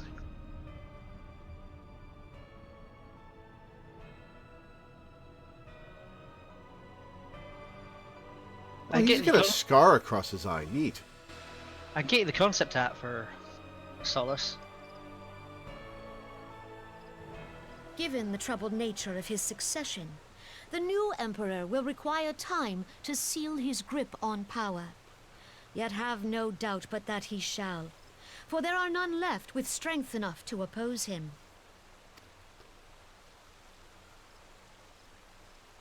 Since the success of Operation Archon, the remnants of the 14th Legion and the forces occupying Alamigo have done naught but fortify their positions. But you can be sure they'll be ready to march on us again, if their Emperor gives the word. When? Rabon's Not scars if. are so unique. They say this Varus was so set upon Eorzean annexation that he spoke out against the Meteor Project. After as many fights in the Colosseum as he's had, it makes sense he'd have a few. Well, yes, but I'm saying they are a unique pattern. You don't often see anything but, like, a few specific types of scars that are supposed to look badass, and Rabon's do not fit the usual profile, and they're pretty awesome. Yeah. Plainly, the new emperor's intentions are of great concern to us all.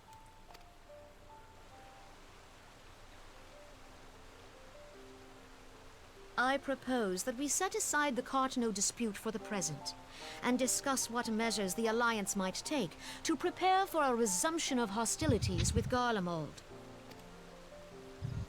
Moreover, I move that we re-examine the question of how our former allies in Ishgard might be persuaded to retake their place at our side.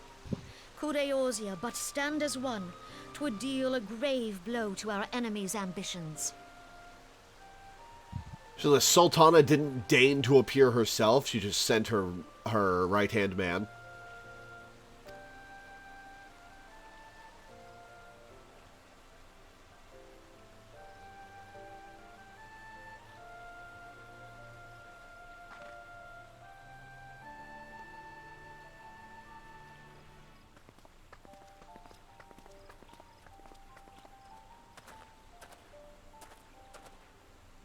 Well, I suppose we should be grateful that they have finally acknowledged the inevitability of Imperial attack. Who knows? They may even do something about it. If only the leaders of Ishgard would follow their example. and stop hiding behind their gates, praying for the coming storm to pass them by.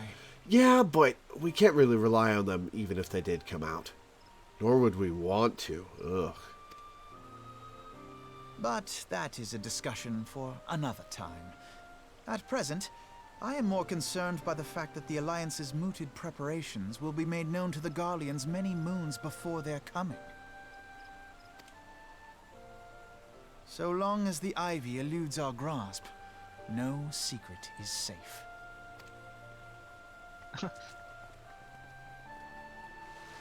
Why am I smiling? That was not something to smile at.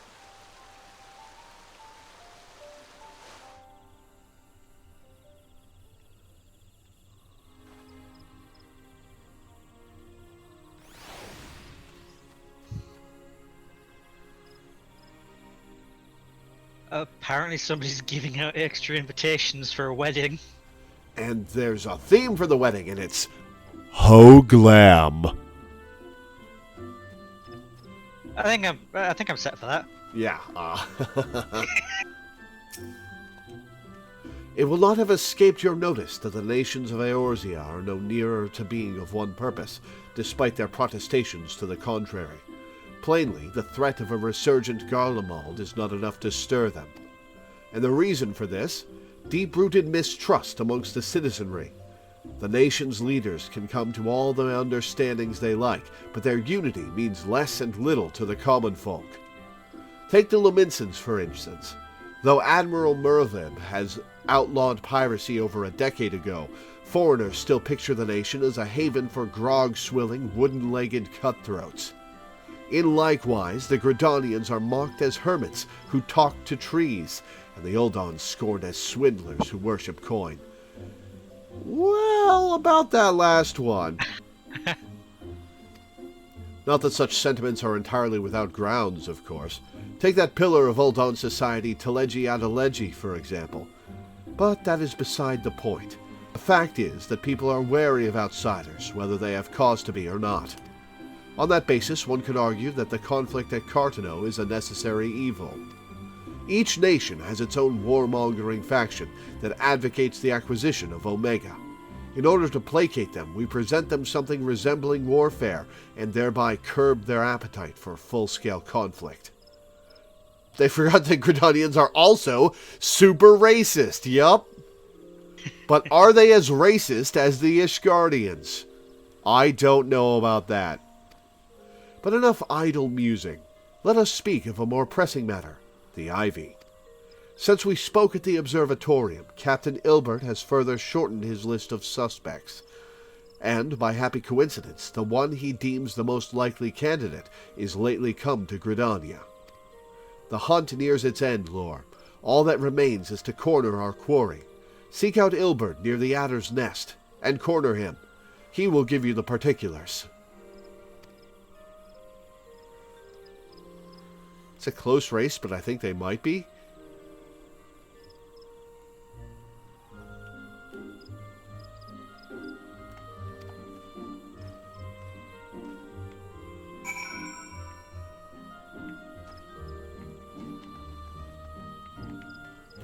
Alright, where are you, Ilbert? You are down there.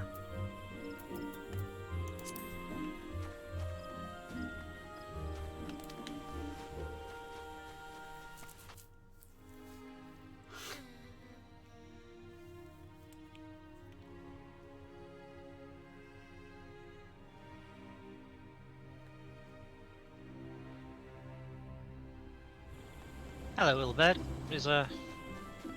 You seem very interested in this rock. Is it a nice rock? I'm sure it's a nice rock.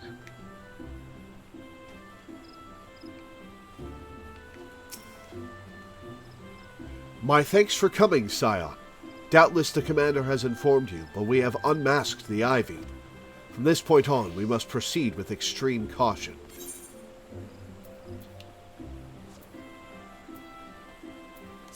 Yeah, I'd say Ishgardians aren't racist so much as xenophobic. Yeah, fair.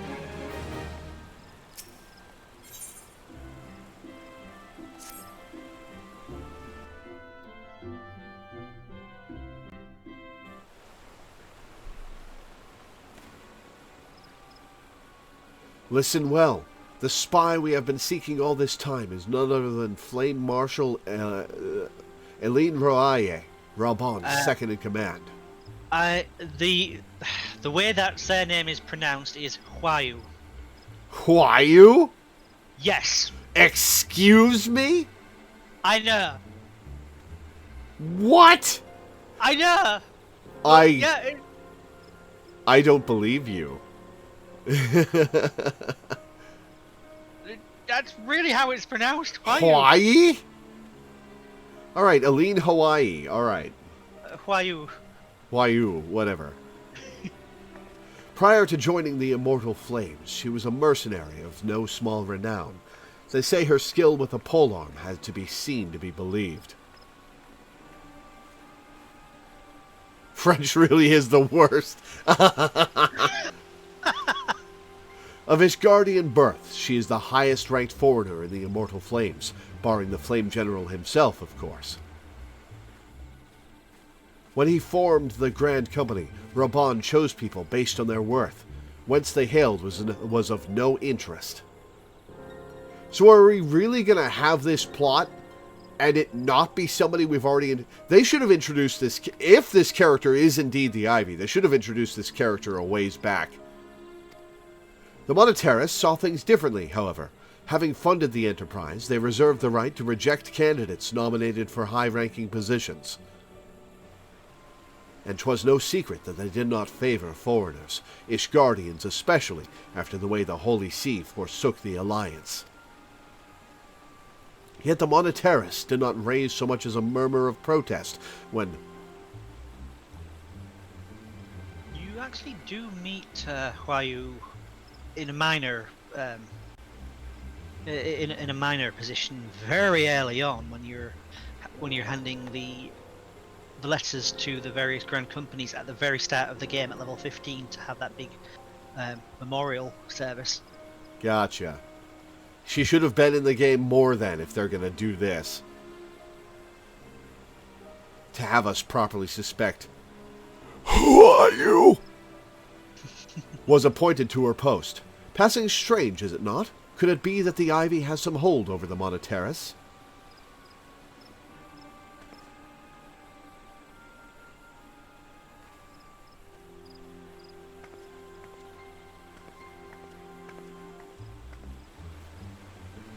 That lady has boob armor that barely covers anything but her nipples. Not Hayu, the lady by the river. But these revelations are secondary to our current mission. Of foremost interest to us is Huyu's presence here now. As you may be aware, it is the duty of the Flame Marshal to command the Immortal Flames in the absence of the Flame General. While Rabon attended the Council of Alliance Leaders, she should have remained in the Hall of Flames. Not a fan of the name then, are you? No! The woman has no business being in Gridania, yet here she is nonetheless, on some pretense. She is up to something, mark my words. Even as we speak, I have a dozen men trawling the Flames' records for evidence of Huayu's guilt. But if we can catch her red-handed, we shall have all the proof we need. One sec, be right back.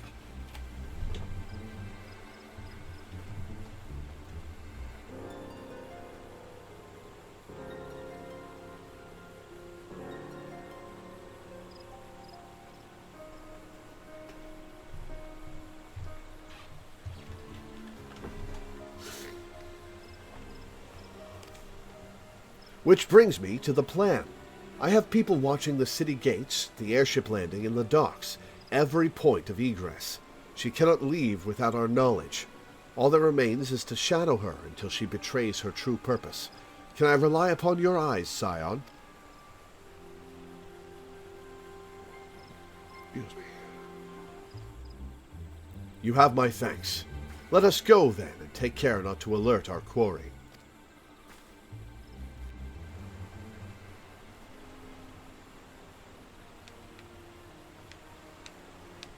Quest accepted, and I am frozen in place. Why am I frozen in place? Okay.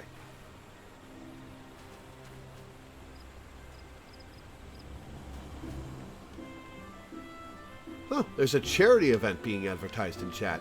I guess just a hangout with donations? That's so.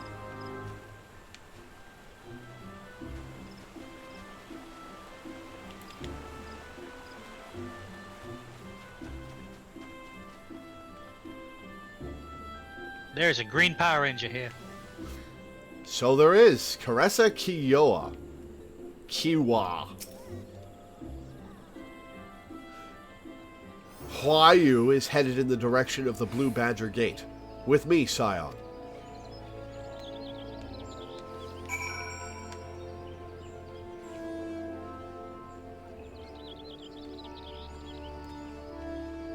Destructor disc.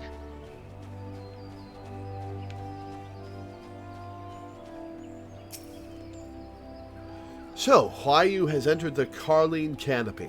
Meeting someone, perchance. Or could it be she means to board an airship? Pray, look for her within. If she is not on the upper floor, try the landing area below. One of mine is stationed there, and she may have seen something. Femi is her name. I shall remain here in case Huayu reappears. Da da da da da da da da da. I do like the music here in Gridania. Yeah, Gridania is just... Besides the racist, it's quite nice. Yo, FME. Loreweaver, such an unexpected pleasure. What brings you here? Social visit, you say. How pleasant. No, she didn't come this way. I've noted every passenger, and none bore any resemblance. Well, don't let me keep you.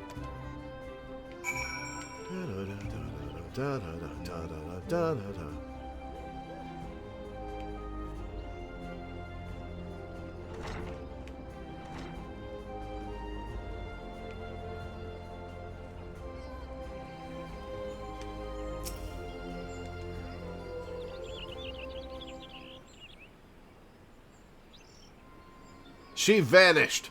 Nowhere to be seen, you say. And you are sure she did not board an airship? She did not come back out, either. Where in the seven hells could she have gone? Perhaps to an inn room? The roost! How could I forget? She just walks up to us. Greetings, good sir. Might I interest you in some Muntoy tonic?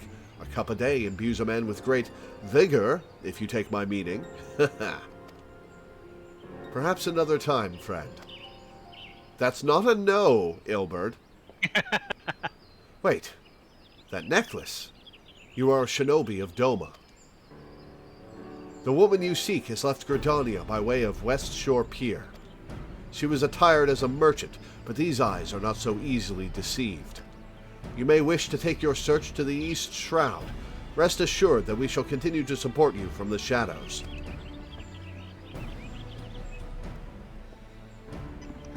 Thank the 12 for the Domans. Were it not for their unique talents, Huayu would have disappeared without a trace. Even when he's saying it normally, it sounds like you're still having to force it out. There's just an aura of nausea every time.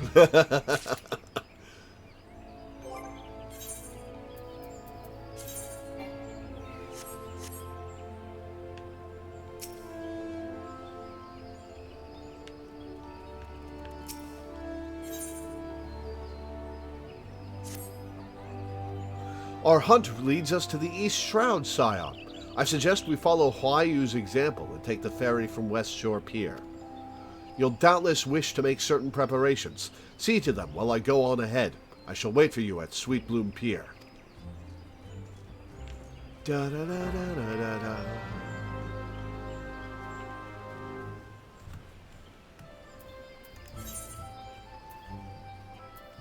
In flagrante delicto.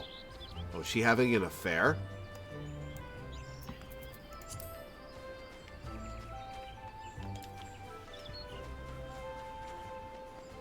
I do like that you can see Crystal Brave members just dotted around places like this, like the right next to the Aetheryte here. Oh yeah, you can. Huh. I love it when they make little changes to the world.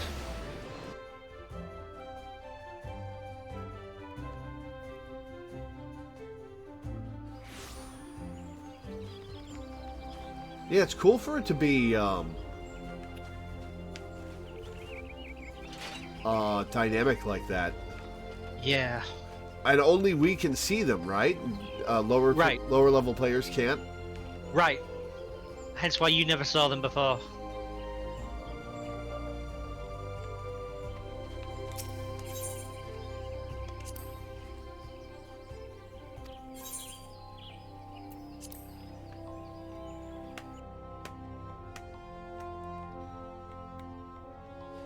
This music is lovely.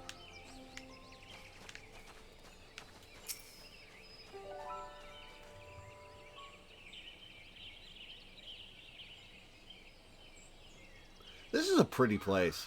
This way, my friends.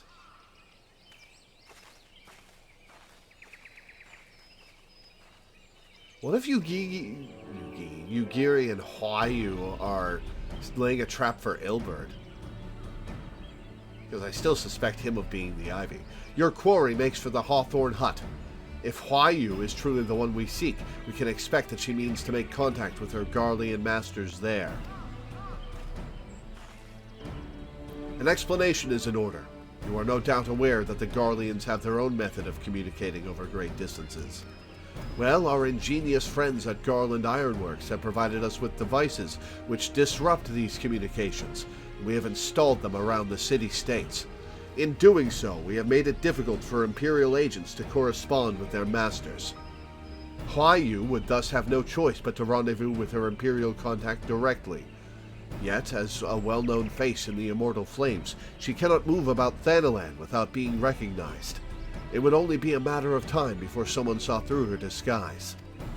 'Tis for this reason, I believe, that she has chosen the Black Shroud for her clandestine meeting. The Elezen are a common sight here, and her comings and goings are not like to turn any heads. As my scouts tell it, the Garleans have sent agents with a mind to destroy the devices and render such direct contact unnecessary. Fortunately, our shinobi have thus far been successful in rebuffing their efforts. This is it. We need only make for Hawthorn's hut and catch Huayu in the act.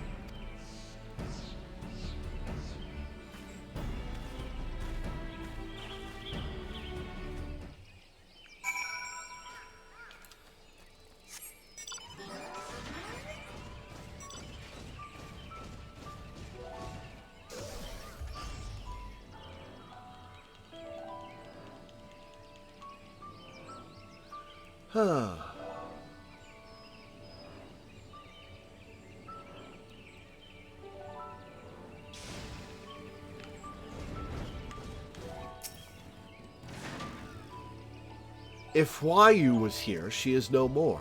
We have no choice but to continue the pursuit. My people report that our quarry has departed for the Bramble Patch. The Ivy returns to the Gnarls whence she came, but perhaps it is all for the better.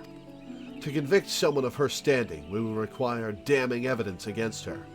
What could be better than to catch her in the act when she meets with her Garlean masters? My countrymen and I shall lie in wait in the shadows. Tread warily, my friends.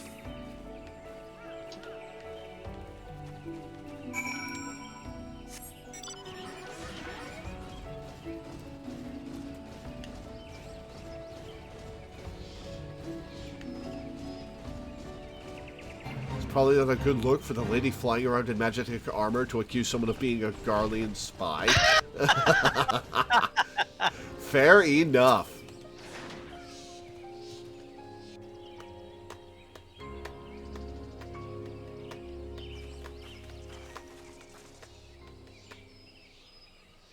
Just beyond, Huayu is in conversation with an individual clad in the manner of an adventurer, an Imperial intermediary, no doubt. This is it. With me.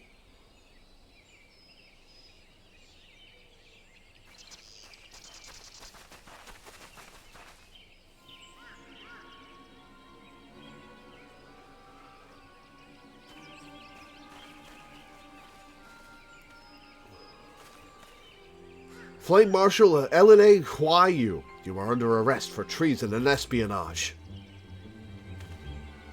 You were followed, you bloody fool.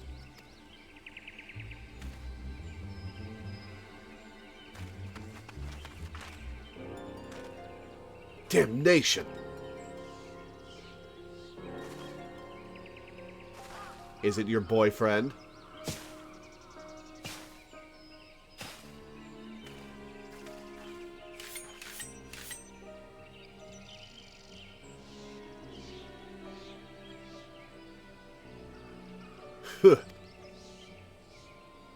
You are unarmed, my lady, and scarcely garbed for battle. But if you wish to fight, you are welcome to try.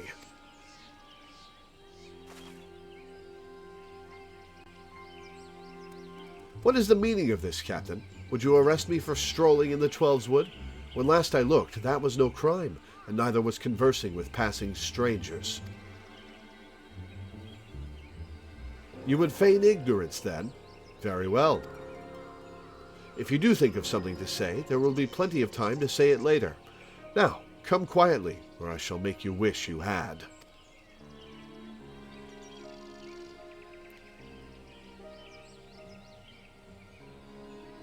Pulls a halberd out of her ass. I will offer you no struggle. After all, I have naught to hide.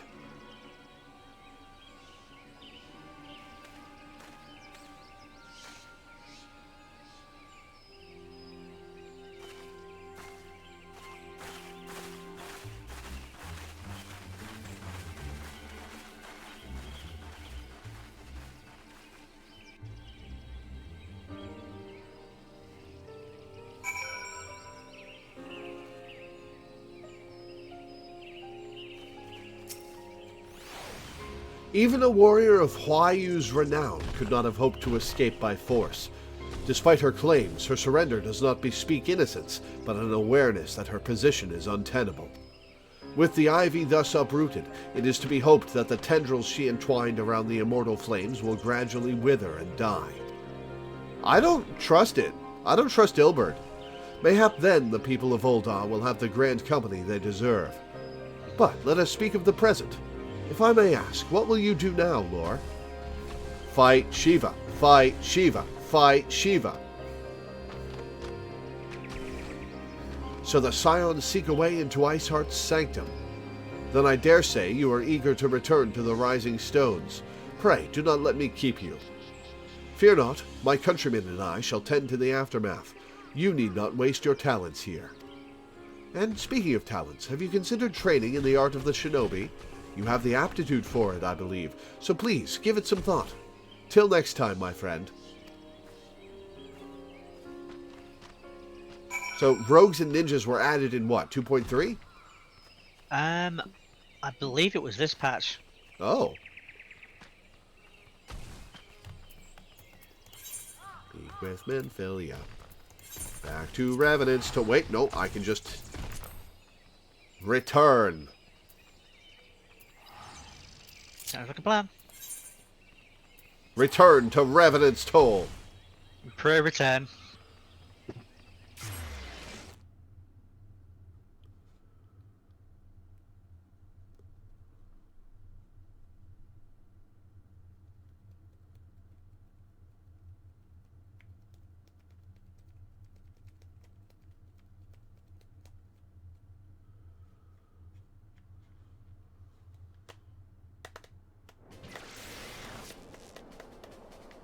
Alright, Menphilia. I guess I should probably talk to all the people in the Rising Stones. Let's see if they have new things to say. Everybody does seem to have shuffled around a bit.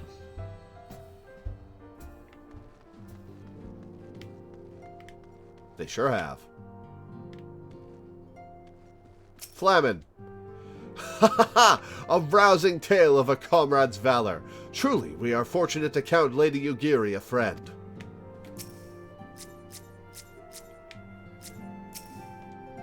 Thancred's tales of Lady Yugiri almost beggar belief. My heart is fair fit to burst from admiration. He's got a crush! Yes, but Higiri, you're not... You're missing the point. The individual doesn't matter. It was a team effort, and I was the one who... She cannot seriously be considering it. Life as a street performer should be one's last resort, not their first. No, Tataru, stay with us. Are you juggling knives, Tataru? No! Bad. That's too dangerous for you. Stop. A knife, a hatchet, and a bottle. Tataru has grown beyond childish fantasies of becoming a songstress. Now she aspires to be a legendary street performer. Stay with us, Tataru. Don't leave. Steady. Steady. Not bad, eh? With a little more practice, I could earn a fortune at the Ruby Road Exchange. No, you're staying with us. Actually, quite the captivating animation. Squad off. Squad off. Squad off. I could do this all day. ALLDAY.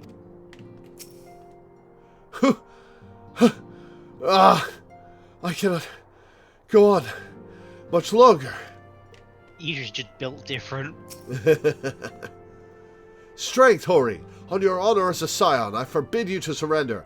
Also, Hori Boulder is wearing heavy armor and Ida's wearing barely anything.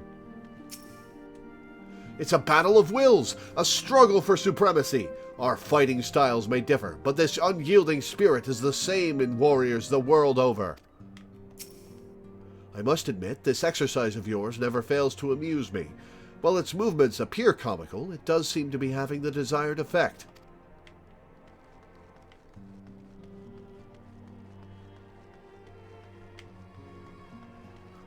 There's a lot of life in these holes now. I wonder if they just stole the animation skeleton from Crisis Core. Possibly.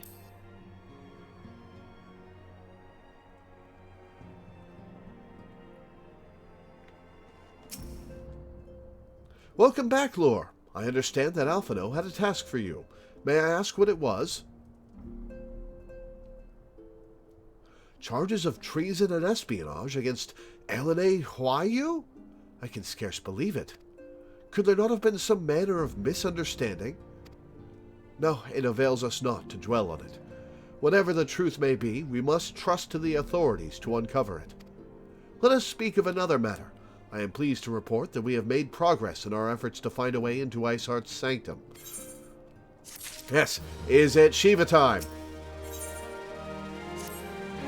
As you may recall, Iceheart used the Aetheryte in the depths of Snowcloak to teleport a short distance to the west, most likely to a sanctuary of some description. It is there that we suspect she means to summon Shiva, using the crystals she stole from the House Fortome caravan. The heretics believe that they are bringing about the second coming of their patron saint.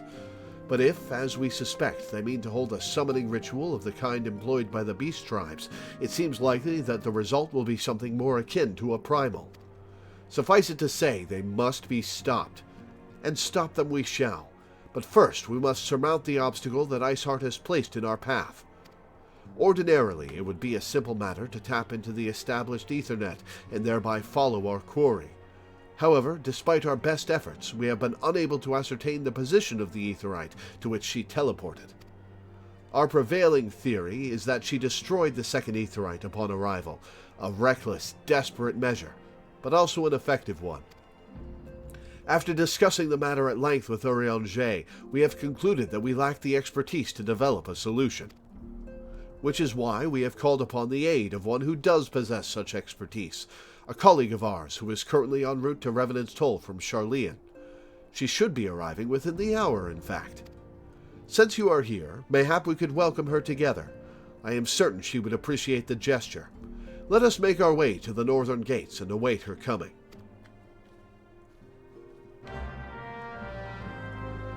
Just walks sideways and vanishes. That's not the direction. You could at least have walked around the desk before vanishing.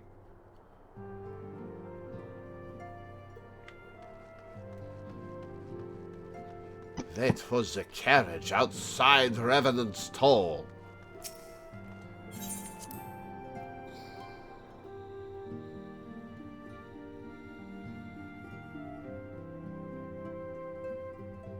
How close am I to Shiva? Next quest. Awesome. They spent their retirement Philia budget on giving her a second outfit.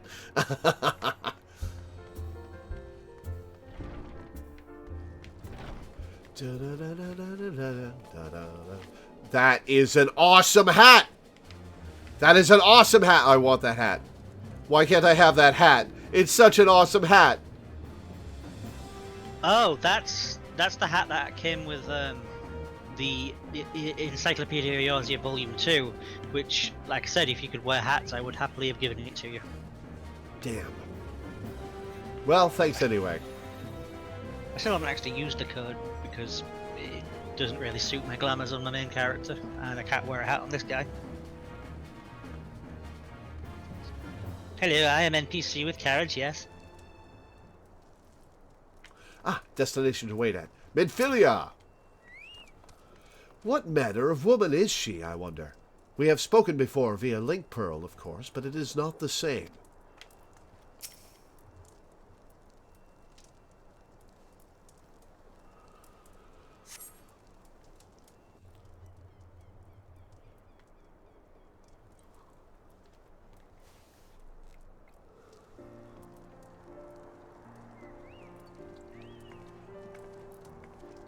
Who be she?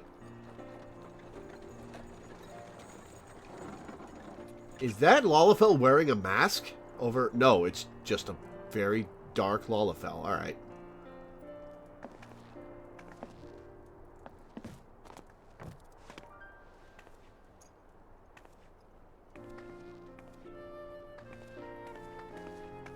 Oh, she's got the hairstyle I gave to one of my retainers. Minfilia, am I right? Oh, hi, voice acting. None other. I bid you welcome to Revenant's Toll, and thank you for traveling so far on such short notice. As if I could ever say no to Urianger. Moonfall Few is people an can. accomplished Charlian scholar, and an authority on aetherite technologies. She has played an invaluable role in our search for a means Mostly to because you capture can't our usually fit a souls. wedding edgewise. Charmed, I'm sure.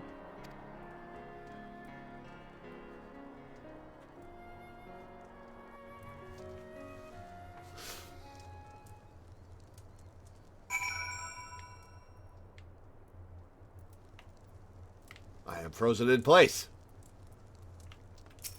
Yeah, she's pretty hot. Aha! I can talk to her now. I love that your Viera is looking up at her. For an outpost in an ether-rich wasteland, this place is a good deal livelier than I expected. Just goes to show that you never know until you know. Monbrida? Is that how you say her name? Moonbreeder. Moonbrida. It translates from the Rogadan language to Moon's Bride. Oh, cool. Let us return to the Rising Stones at once, then. We have much to discuss. Thigh Mom? She's a pretty popular character. I can see why.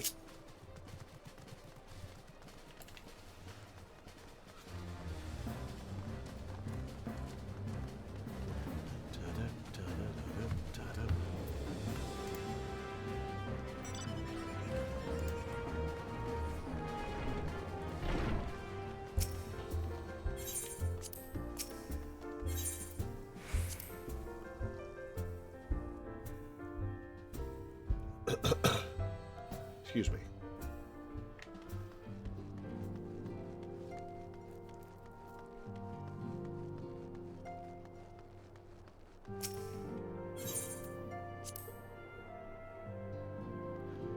She could... No, don't want to risk a band. Trust me, we're all horny for her. Don't worry about it. I mean, she's not quite my type. Well, yes. Is that Tupsi Mahdi on the wall back there? I'm amazed you managed to find all the pieces after... Well, you know. His staff had a name? Yes, and it's actually a reference to one of the legendary weapon types in Final Fantasy XI. Oh, cool. gods, it's been ages! Oh, longer, sister. A joyous reunion indeed. Well, of course it is. Moon and I are like twin sisters. Save in appearance and aptitude.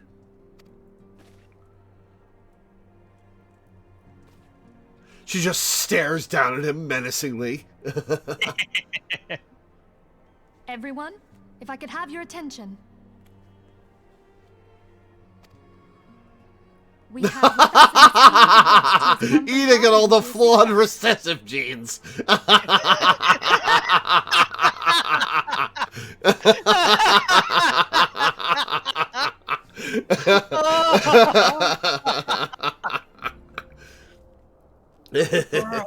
Sister!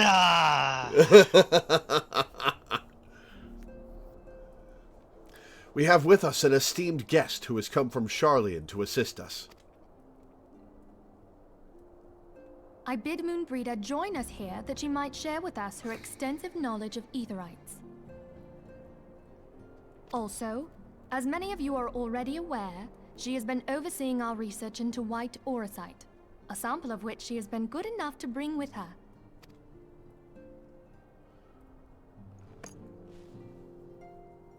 Well, I had to come, didn't I? You'd have to be bloody daft to turn your nose up at a chance like this. Where better to conduct my final tests than a land so steeped in ether you can taste it? I like her voice performance. 'Tis plain the passage of the years has get done Bayonetta little to vibes. dampen thy youthful spirits. And nothing at all to reform thy youthful manner. You sound like you disapprove, Urianger.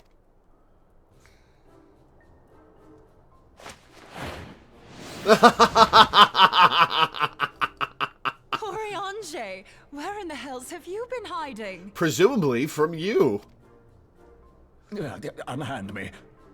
I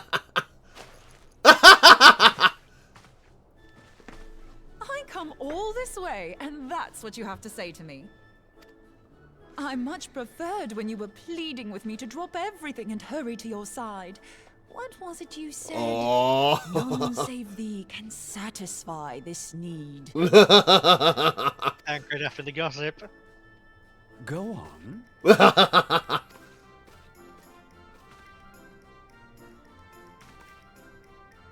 Thine artless attempts to misrepresent mine all too innocent motives do thee little credit. Mine intent, as well thou knowest, was but to impress upon thee the gravity of the circumstance. Lest thou doubt, a deiform entity shall shortly be summoned, save if thou and no other grantest my compeers thine aid. You still haven't found it, then? Your missing Aetherite? We have not. No. We know that Iceheart teleported to an Aetherite not far from the first. Yet even after careful analysis, we could not locate the second beacon. We now suspect that the heretics destroyed the second Aetherite to impede our pursuit.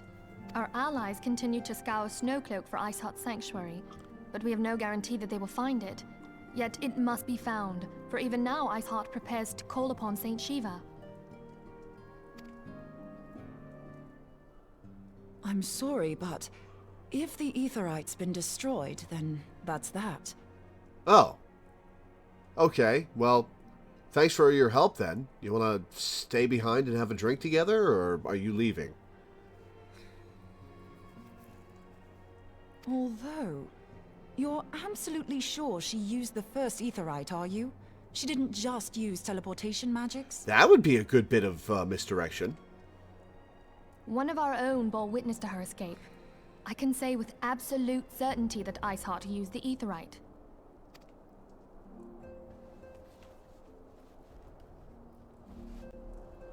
In that case, there might be a way, so long as the ethereal current is still flowing. Truly? How? We use the current to recreate the beacon. One-way trip, huh? Alright. As As you know, Aetherites are a bit like lighthouses. Do I know that? We use them to reconstitute our physical forms when crossing the ethereal sea. Without them, we'd lose all sense of direction and our essence would dissipate. However, we don't rely solely on these beacons. There are currents of ether which flow between them, currents which help guide us to our destination. Now, these currents will gradually dwindle away to nothing if an Aetherite is destroyed. But if even a sluggish flow remains, we could theoretically use it to direct a surge of concentrated ether towards the void left by the beacon, and thereby fill it up again. You Like don't, but opening the Loreweaver probably floodgates does? to fill a dry riverbed.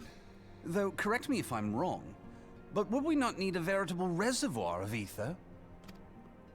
In concert, we might manage to channel a sufficient volume, yet that is not my chief concern. To direct the flow of so great a volume of ether with the requisite precision would be a nigh impossible task in itself. Well, let's see what Moonbreeda has to say about that. I barely succeeded in facilitating travel to an unattuned beacon. I love her attitude. That which you describe sounds considerably more difficult.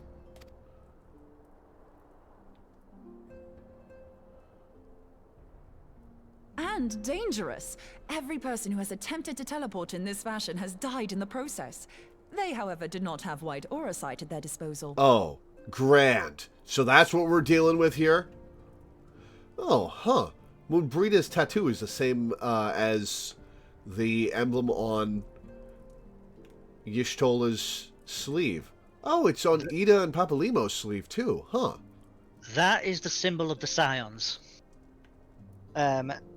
Grahatir actually had a tattoo of it as well, even though he's not a member of the Scions, because he's kind of a fan and wanted to join us.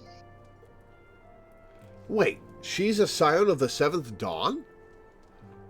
How has Minfilia never met her before? It is bear in mind, this is an organization with like far reach. It's not. I didn't know that. I thought it was just a band of adventurers located in a concentrated area. I didn't realize that they had employees that had never met the boss. But in the case of Moonbreeder, it's kind of like it's mostly Urianger who is our connection to her. I suppose so. I can use it to channel all the ether you can give me into the Aetherite. However, White Aura Sight cannot retain ether for an extended period of time, so we would need to infuse it immediately beforehand. Just so you know, I'd confidently give this plan better than even odds of success. And if the worst comes to worst, your people won't suffer. Oh, thanks. That's so reassuring. Though it risk the lives of our best and brightest, we have not the time to seek other options. If the ethereal current still flows, we shall carry out Moonbreeder's plan. That's the spirit. Let's roll the dice. You mean I'm gonna roll the dice, because I'm the one you're sending in.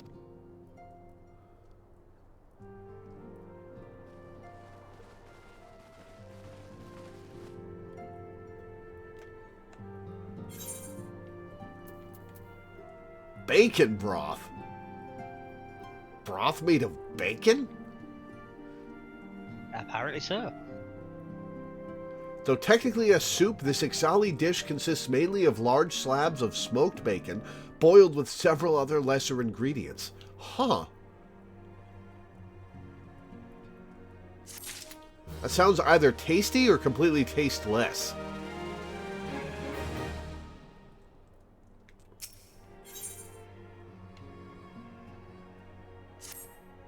I have already informed Alphino of our plan to recreate the beacon in the manner Moonbreeda described.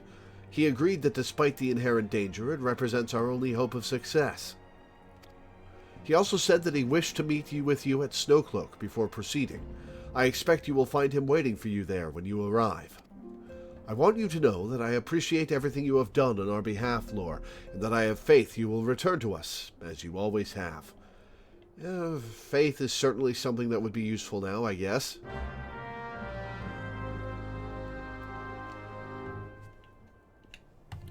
Alright, back to Kurthus. If I'm gonna die, I didn't want it to be in snow hell with the Catholic elves.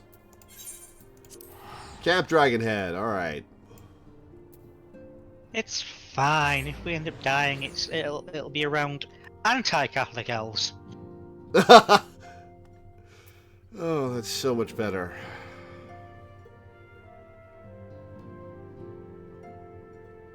Faith can summon primals that is a legit power in the world? I suppose so. I mean, at least if you die with them, you are dying with people who are at least slightly closer to your politics. Alright, Pixel, let's go. You may be ownerless in a minute, buddy.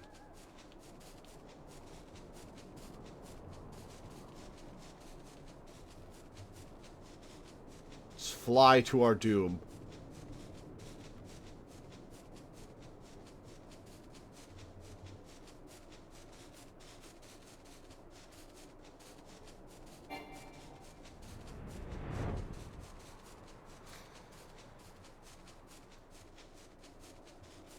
Get why the music in this zone is quiet for so often. Like it's not very common in this game for that to be the case. And what makes it even worse is that the music in this area is awesome. Yeah.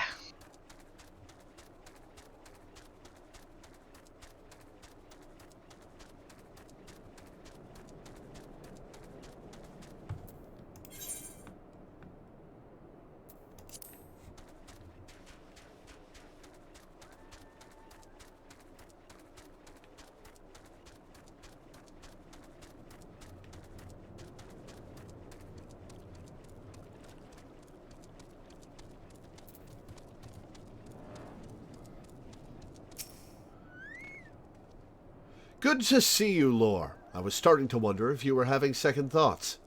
Captain Ilberd sends his regards, by the way. He attends to the interrogation of Elena Huayu in Ul'dah, even as we speak. But I shall not distract you from the matter at hand. We can discuss the Ivy upon your return. I trust that...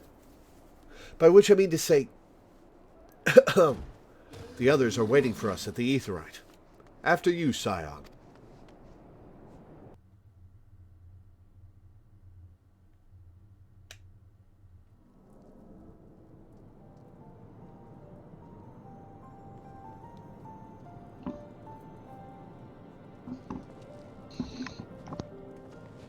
That ice looks like the Iron Throne.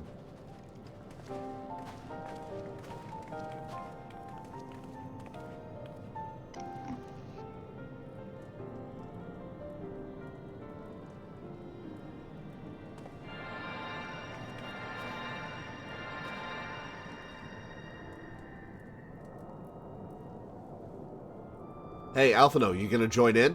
You gonna send your life force into this thing?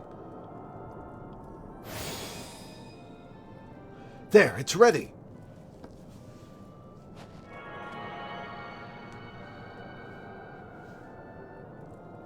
Well, that didn't take a lot of ether. I mean, it took like 6 people to charge it. Yeah, that's not a lot of ether.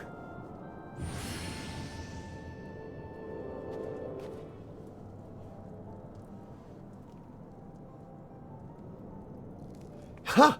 It worked! I think. Try attuning to the ether right now. Feel for the current and try to locate the beacon. Yeah, sure.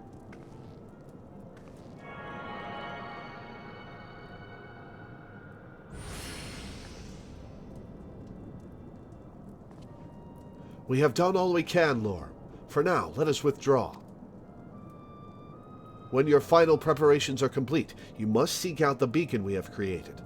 If, by the grace of the 12, you arrive safely, you must stop Iceheart before she summons Shiva. Yeah, I'm sure that's how it's gonna go. Don't worry, I'll kill Shiva. It's fine. We don't have anything to worry about. I have something to worry about, which is if I'm actually going to make it there alive, but the actual fight with Shiva is no sweat.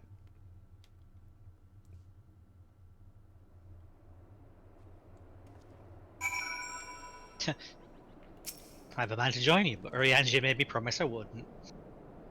apparently the thought of me becoming Shiva's thrall was too much to bear. As if I'd give it a chance. That's fine. I'll go myself. I'm used to it. Hey, We cannot it sounds ignore like the possibility that our actions have alerted Iceheart to our plans. Should that be the case, she may attempt to hasten the completion of the summoning ritual, and if she succeeds, you will have little choice but to face Shiva in battle. Knowing little of this saint, I cannot say if your own strength will suffice, and so I would encourage you to call upon your allies.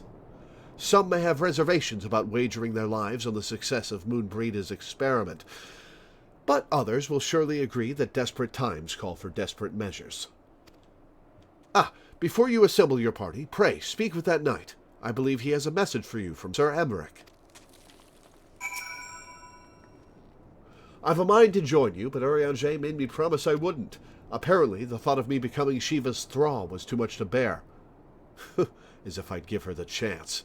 Yep, I'm sure you'd crush her into pieces with your thighs.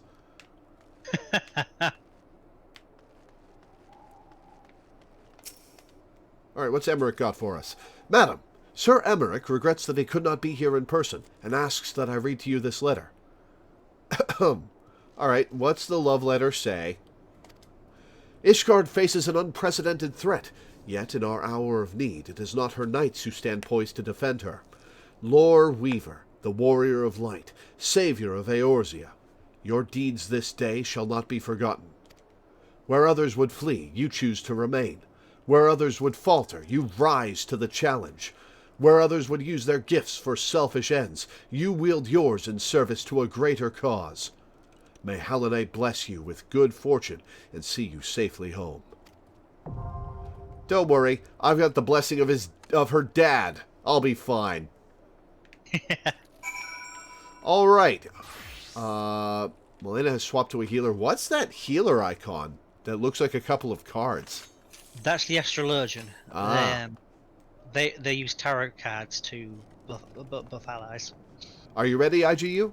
And Melina? Melina looks ready. We can do a ready check. Alright. Awesome. Alright. Is this an 8-man or a 4-man?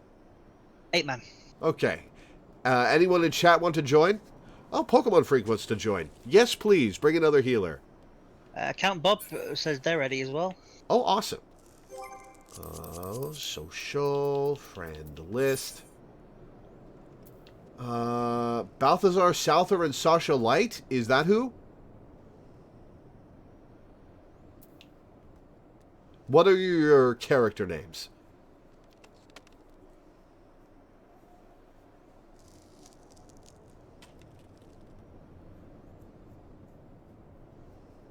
You're Balth, okay. Invite to party. You're Cynthia Tabular. You're logging in, okay. I do have you on my friends list. You're in Femme Freet. Party invite sent. Or was it? Player's already been invited. Okay, cool. Sadly, I can't join today because my computer is in a very small room with no air conditioning, and if I log in for more than 5 minutes, I will melt from the heat. Well, that sucks. It's the dead of winter here, although there's still no snow.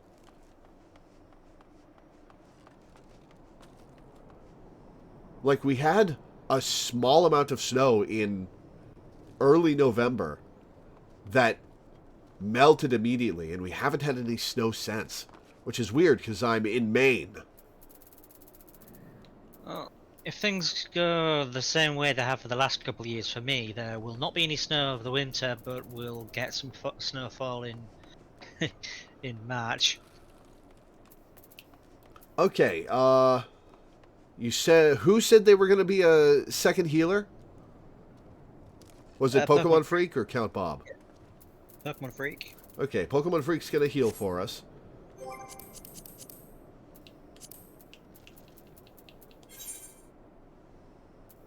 Cynthia Tabular is not online yet. Have you clicked the little connection symbol next to the name? to tell you about whether they're online on a different server. Huh, weird. That brought them online. Yeah, you have to manually tell it to search for people on other servers. Gotcha. Okay. So Cynthia's gonna swap over to Exodus then. If Pokemon Freak's gonna heal, then do you want to play tank or DPS, Count Bob? Because we've got 1 tank and 2 DPS. Oh, I can send you a cross-server invite? Yes, it'll convert the party though, so certain things. It'll basically treat us as if we're not in the same party, even though we can still queue together. Okay. So, as an example, you wouldn't be able to climb onto a shared mount of mine. Gotcha. Well, we don't need that. Well, I've sent the invite.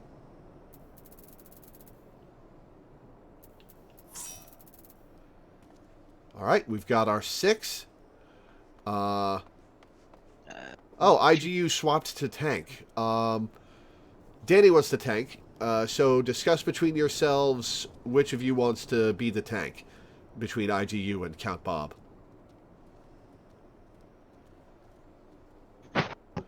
Count Bob's going to DPS. Okay.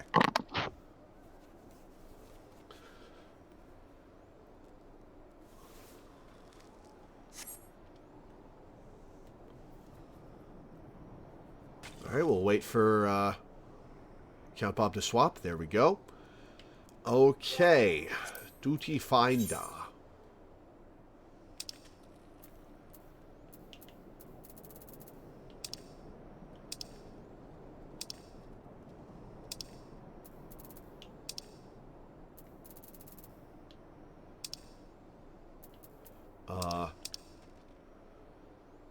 Why can I not select... Oh, I haven't talked to this yet, have I? Oh, the Alpha Amphitheater? Is that the name of it? Yes. Okay. It's a draconic language. It's a trial. I think you were looking under dungeons earlier. For as long as their nation has warred with Dravania, there have been Ishgardians who instead chose to ally themselves with the dragons. Shiva is said to have been among the first, hence why the heretics revere her as a saint. That Iceheart and her followers intend to summon Shiva with the crystals they have stolen is plain. But is this unprecedented act even possible? If so, then Ishgard, if not the entire realm, is in grave danger. Alrighty. Alright. Let's rescue some poor solo DPS from their wait times.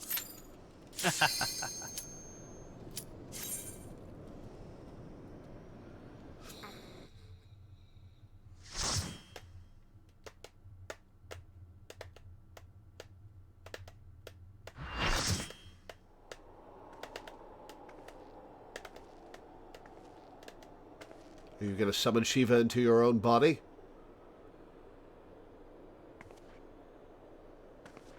You should never have come here, warrior of light. I labor only to forge a lasting peace.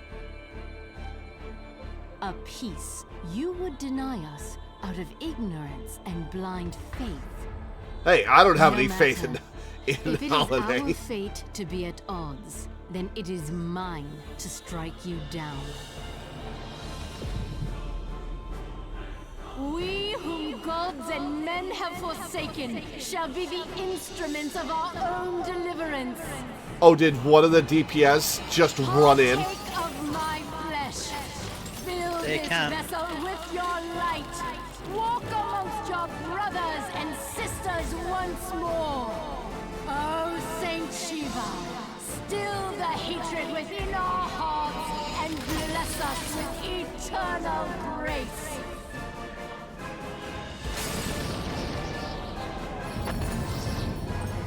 Here we go. Shiva time. It is Shiva time. So stylish, and the music.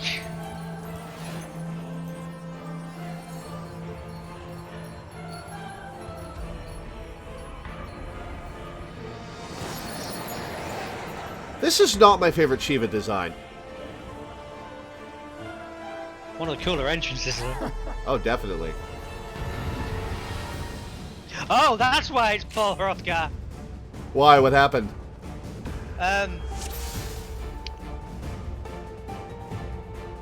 Feel free to take a look. I can't right now. They are in a swimsuit. Oh.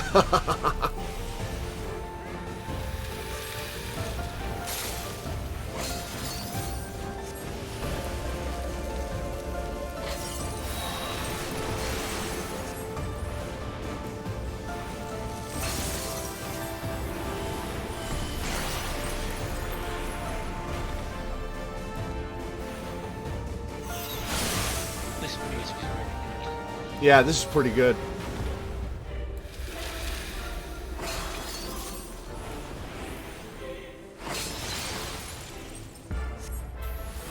I believe this one is called Oblivion. Alright, I'm gonna hit her with an ice spell. Surely that'll go well. Oh, shit! You got ads? Ads? Do we kill the ads? Yes.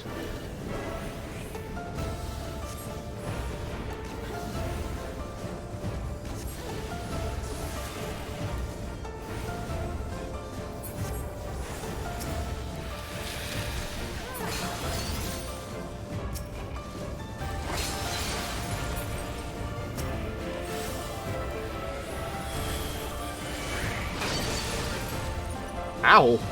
Oh, that only did 300 damage. What am I going ow for?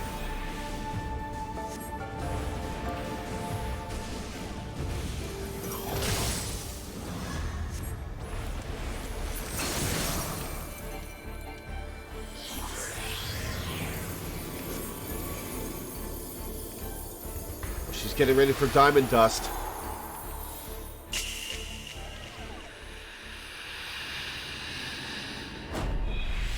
Oh, she's on me. Yep, she picks a random player to stomp that on the head of.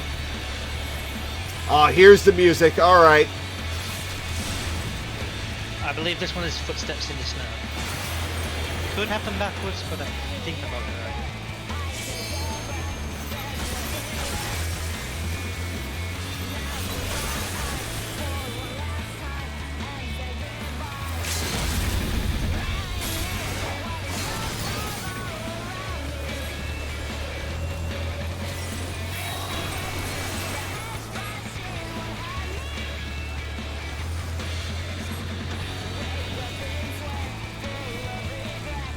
Kind of sad this this fight is over so fast. Yeah, like I said, as the expansions go along, you will not be able to outgear to the point where things just instantly crumble. Just a Realm Reborn issues. Alright, everybody stay in the arena so we can get our picture. Yep, I have commended Baz because he needs something to keep him warm. Right. Alright, where are we going to take this picture? I guess in front of the stairs with the flames. Yeah, with the statues. I do not have a good place to go in this lineup. How about there? Should be good.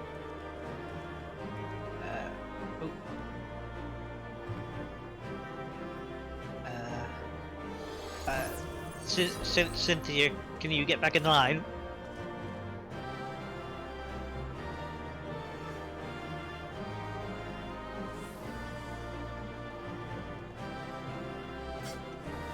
Cool. And, cheapos. The 7th player is still here. Yeah, I'm not really bothering about them though. Can you link that to me on Discord, Sanctferum, so I can hear it?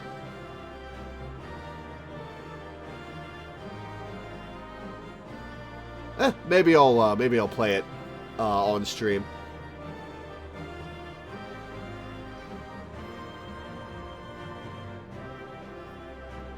Got Shiva's big steppy my first time. It's a wonderful feeling.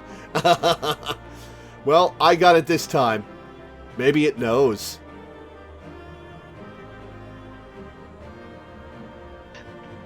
There is a rather amusing move that can be used there. The monk has an attack where they get on that. They do a handstand and do the splits with a spinning attack. If Shiva picks them while this is happening, it stands on their balls. Yes.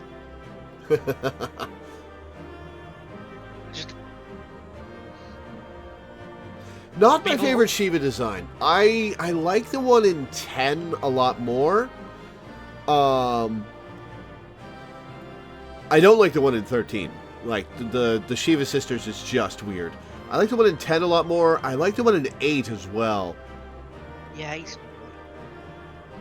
think we've got an alright screenshot here.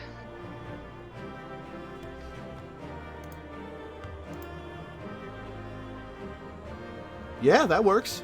Cool. Good. Second part of Shiva's boss music is my favorite boss music in ARR. We'll listen to that in a sec then.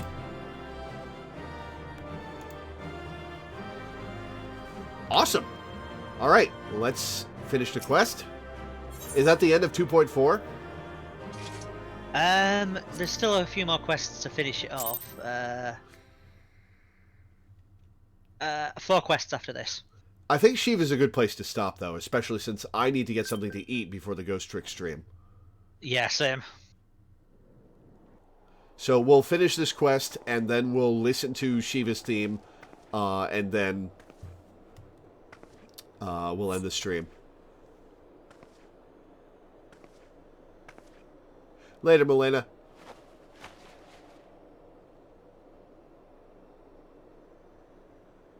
Fool. Blind, bloody fool.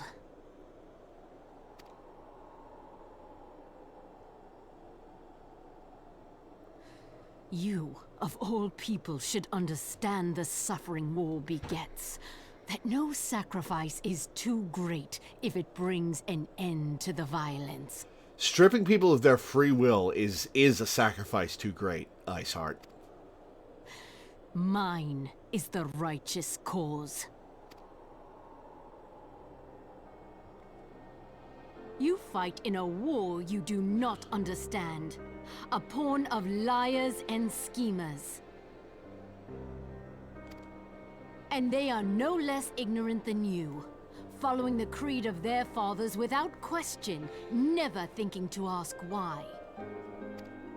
Trapped in a delusion of their own creation, and blind to the truth.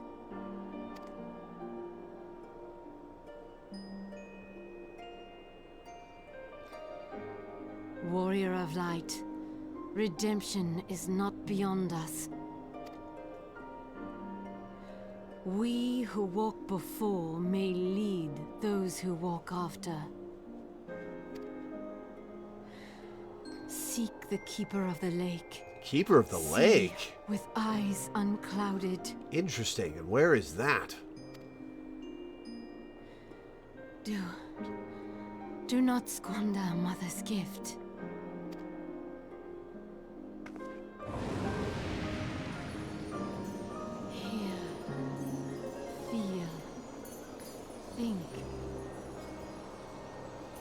Wait, does she have the echo?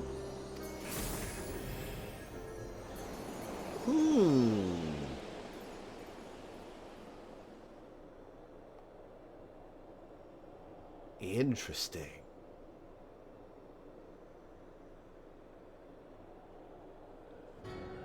Is she one of Heidelin's chosen? Oh, there's an Ashian. And so the vessel withdraws. A predictable outcome. I hate your voice. Nevertheless, La Habrea will be pleased. How unfortunate.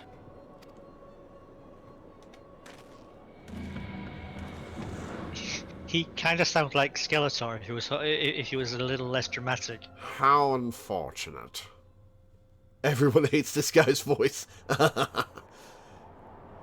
I am not surprised. Alright, Moonbreeda. Misha Mishurnia, there's a Lalafell name. By the 12, you're alive! I mean, of course you're alive. Why wouldn't you be? Iceheart did what? And you're certain about that, are you? Javanians are skilled with glamours, after all. Look, if you say that's what you saw, I believe you. It's just that I've never heard of a primal being summoned like that before. Are you sure you're not injured? Head trauma has been known to cause hallucinations, you see. No? Fair enough. I was only asking. Da-da-da-da-da-da-da. If you ask me, there's not to be gained from mulling over the implications of your story in the freezing cold. Let's save it for the Rising Stones, eh? I'll get everyone to meet us there. So she didn't use crystals to summon Shiva? Is that what Moonbreeda's getting at? Weird. I wonder what Heidelin has to say about that. But before that, you had best pay a visit to Whitebrim Front and speak with Alphino. He's probably worried sick about you. That, or he's busy playing at politics with the Ishgardians. Either way, I'm sure he'll be delighted to see you hale and healthy. Speaking of which, you don't have a headache or anything, do you? No? Blurred vision? Oh, no reason. See you again soon.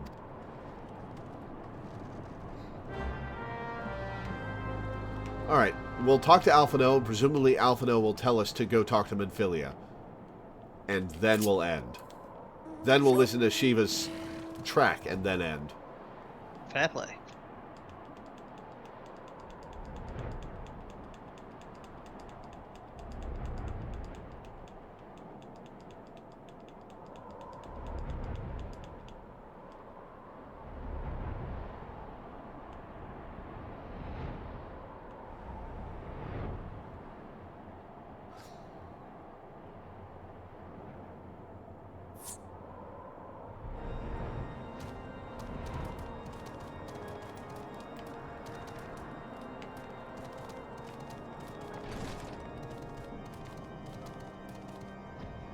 Whoops, fell off the stairs.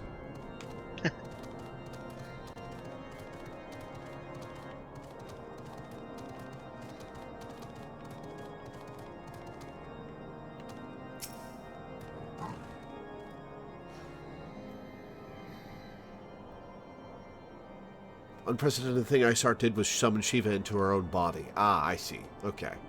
There she is, and none the worse for wear. Was there ever any doubt that the Warrior of Light would succeed?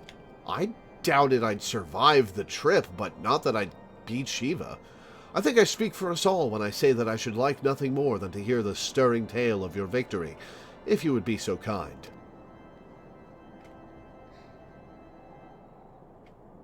Then we were too late to prevent the summoning. But not too late to prevent further loss of life, an outcome worthy of celebration. And one for which we have Lore to thank. Yes, you do. Yes, you are right, of course, Sir Emmerich. We should be content with what we have accomplished. I, for one, could not have wished for a better outcome. Shiva is no longer a threat, and the heretics have been routed. Well, we didn't kill her. We didn't kill Iceheart. And Iceheart just left, so presumably she'll be able to summon Shiva again later. But we'll get that figured out when it comes. She'll have to get more crystals now. That is true.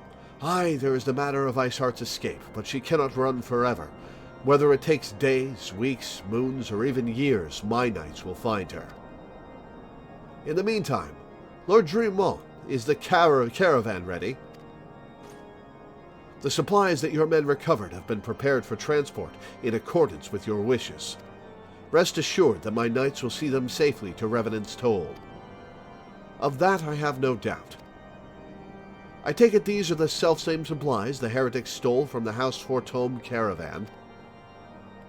Less the crystals which comprise the bulk of the shipment, yes. Scarcely a fraction of that which was promised, but a meaningful contribution to your cause all the same. On an unrelated note, Lore, might I trouble you to accompany me to Camp Dragonhead at your earliest convenience? 'Tis not for my benefit. A certain lord was most distressed when he learned of your intent to risk life and limb to stop Iceheart. It took half a dozen knights to restrain him, I am told.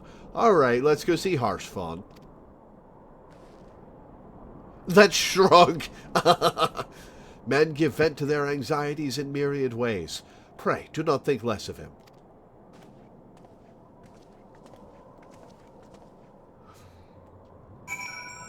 All right, to Camp Dragonhead.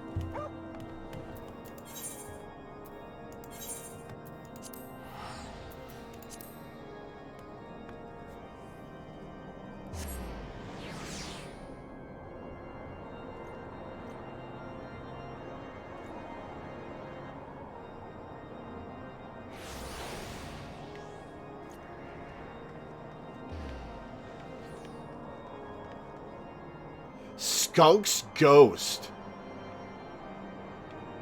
With a massive pompadour that is swaying in the breeze. Oh, the shepherd keep have not talked to me.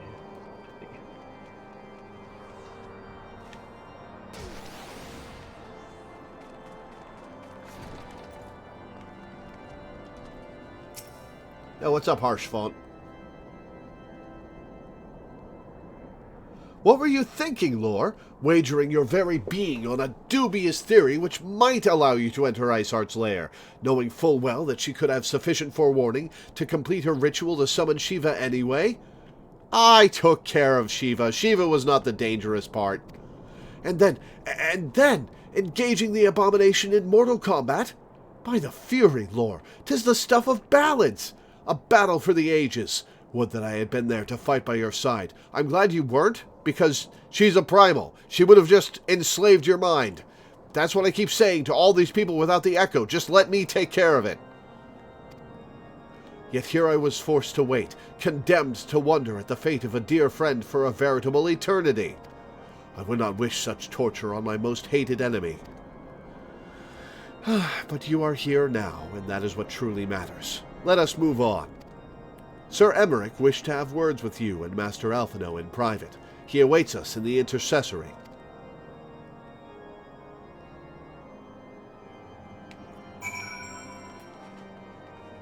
Harshfawn's such a sweetheart.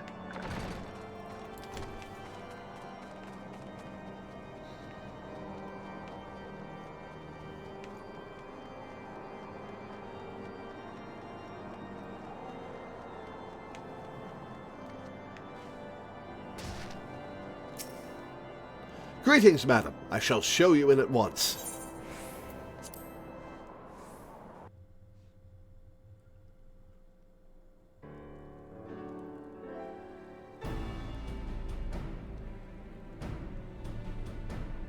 On behalf of the Holy See of Ishgard, allow me to express my deepest thanks. You're welcome. Never before have we been required to contend with a primal. Indeed, there were fears in some quarters that our knights might not be equal to the task. Nobody's equal to me, baby. From what we have now learned of these beings, I can say with certainty that we would have lost a great many men had the Scions not intervened. Then that the is very argument true. for preemptive action should be self-evident. Perchance now you will reconsider my proposal that Ishgard move against Natalan.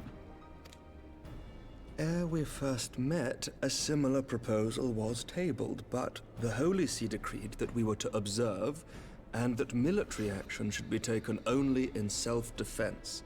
All things considered, it was not an unreasonable decision. Since the calamity, 2 vigils have fallen to the Horde, while Garuda has never shown any inclination to storm the gates of judgment. Which is why this unprecedented crisis and its resolution may prompt a change in policy. You who have faced these primals know well the threat they pose.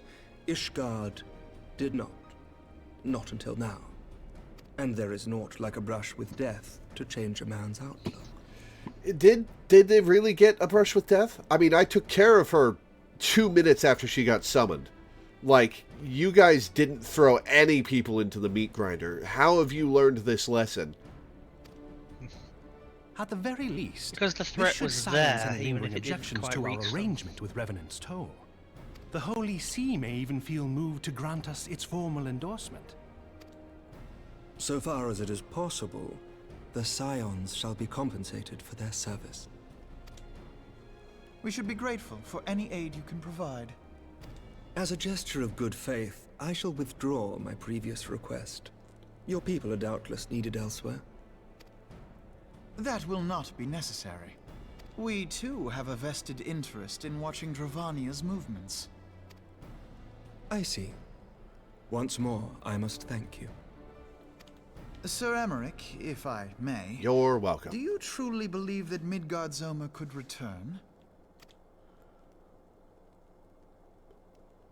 The heavens are a window unto truth, but those who interpret their movements are not infallible. I requested your involvement as a precautionary measure. But of course, you sought an excuse to compensate us from the first, mindful of what would happen if Revenant's Toll were taken by your enemies. Ishgard is not wont to aid its neighbors, but that does not preclude it from manipulating them to serve its own interests. Choose your next words carefully.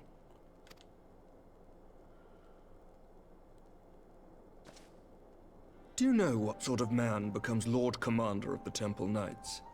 One who comes from good stock. I did not. Yet here I am. Now, why do you suppose that is? Because I swiftly learned to tell the difference between words, deeds, and beliefs. You are correct, Master Loreweaver. Ishgard desires to see Revenant's Toll flourish, as it would present a troublesome obstacle to our enemies from the south. We are so glad to be of use to you. As we are to you. Ours is a mutually beneficial arrangement, lest we forget. Yeah, One I suppose born it of is. necessity. The dragons grow more restless by the day, and the heretics harry us nigh without cease. We have contended with such troubles for centuries, but there are limits to even our endurance. Yet as a pauper is loath to part with his meager possessions, the leaders of Ishgard are not wont to render up their trust to outsiders. But with perseverance on our part, they may yet be made to see the light. Nevertheless, one must take care when walking the road less traveled.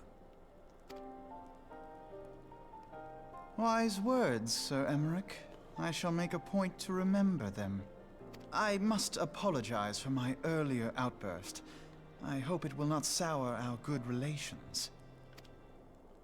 Not at all. You but spoke from the heart. I trust you understand that at times my duties may prevent me from meeting with you. On such occasions, my second-in-command will speak for me. And she doesn't like you.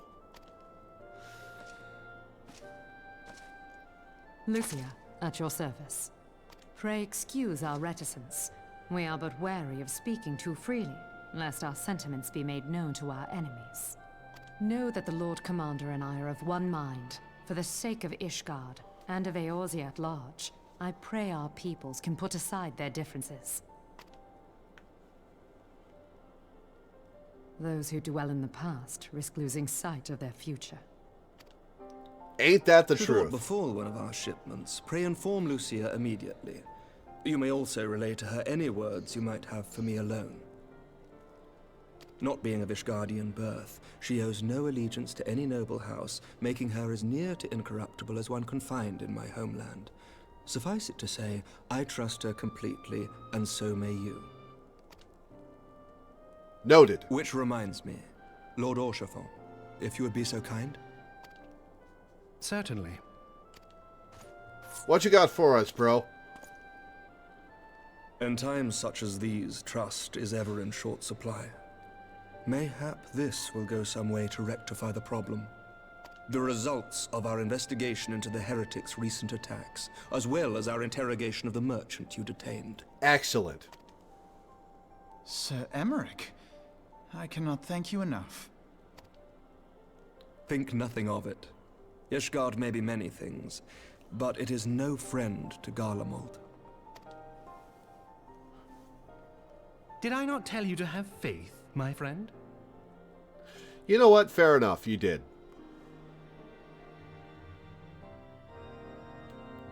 Pray return to the Rising Stones.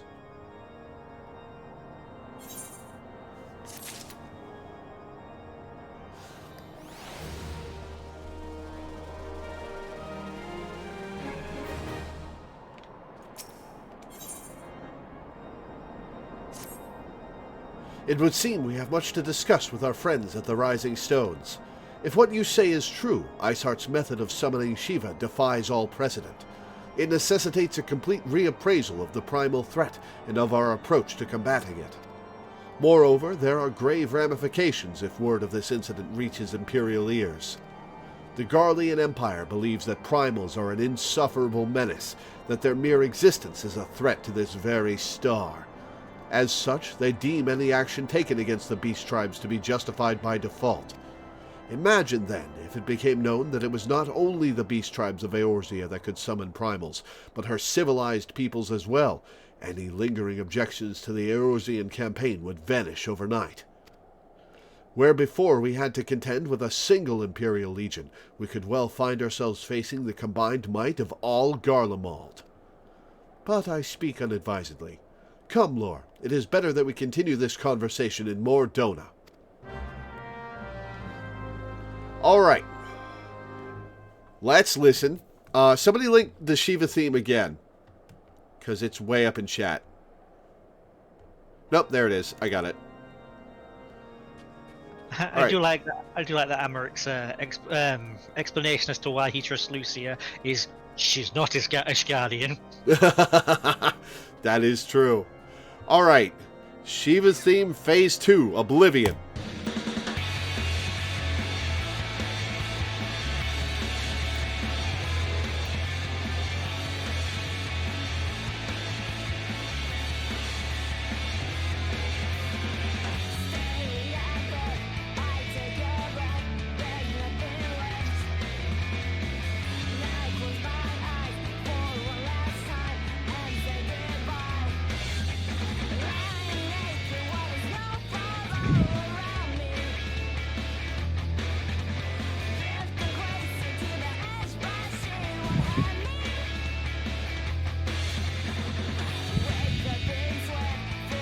I have to say, the singing isn't really to my taste.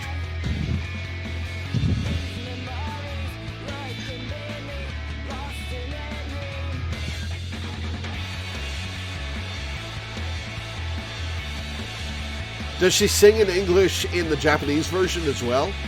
Yes.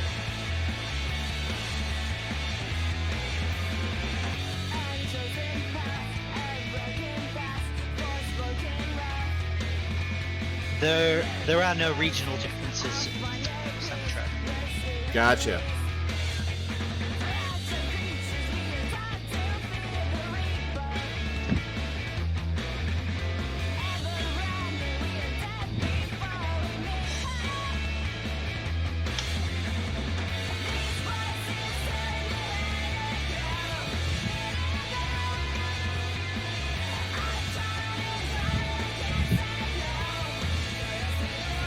I have to say, a track called Oblivion doesn't really fit what's going on with the Shiva plot. The lyrics are quite relevant. Yeah, I'm saying the title isn't.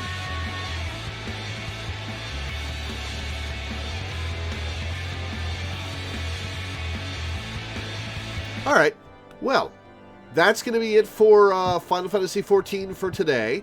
I'm going to go have something to eat. I'm going to have a bunch to eat, in fact. And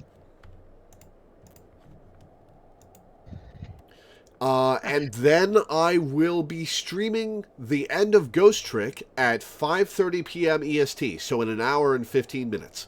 So, if you want to tune in for that, make sure you do. And I will see you there. Alright, ciao for now.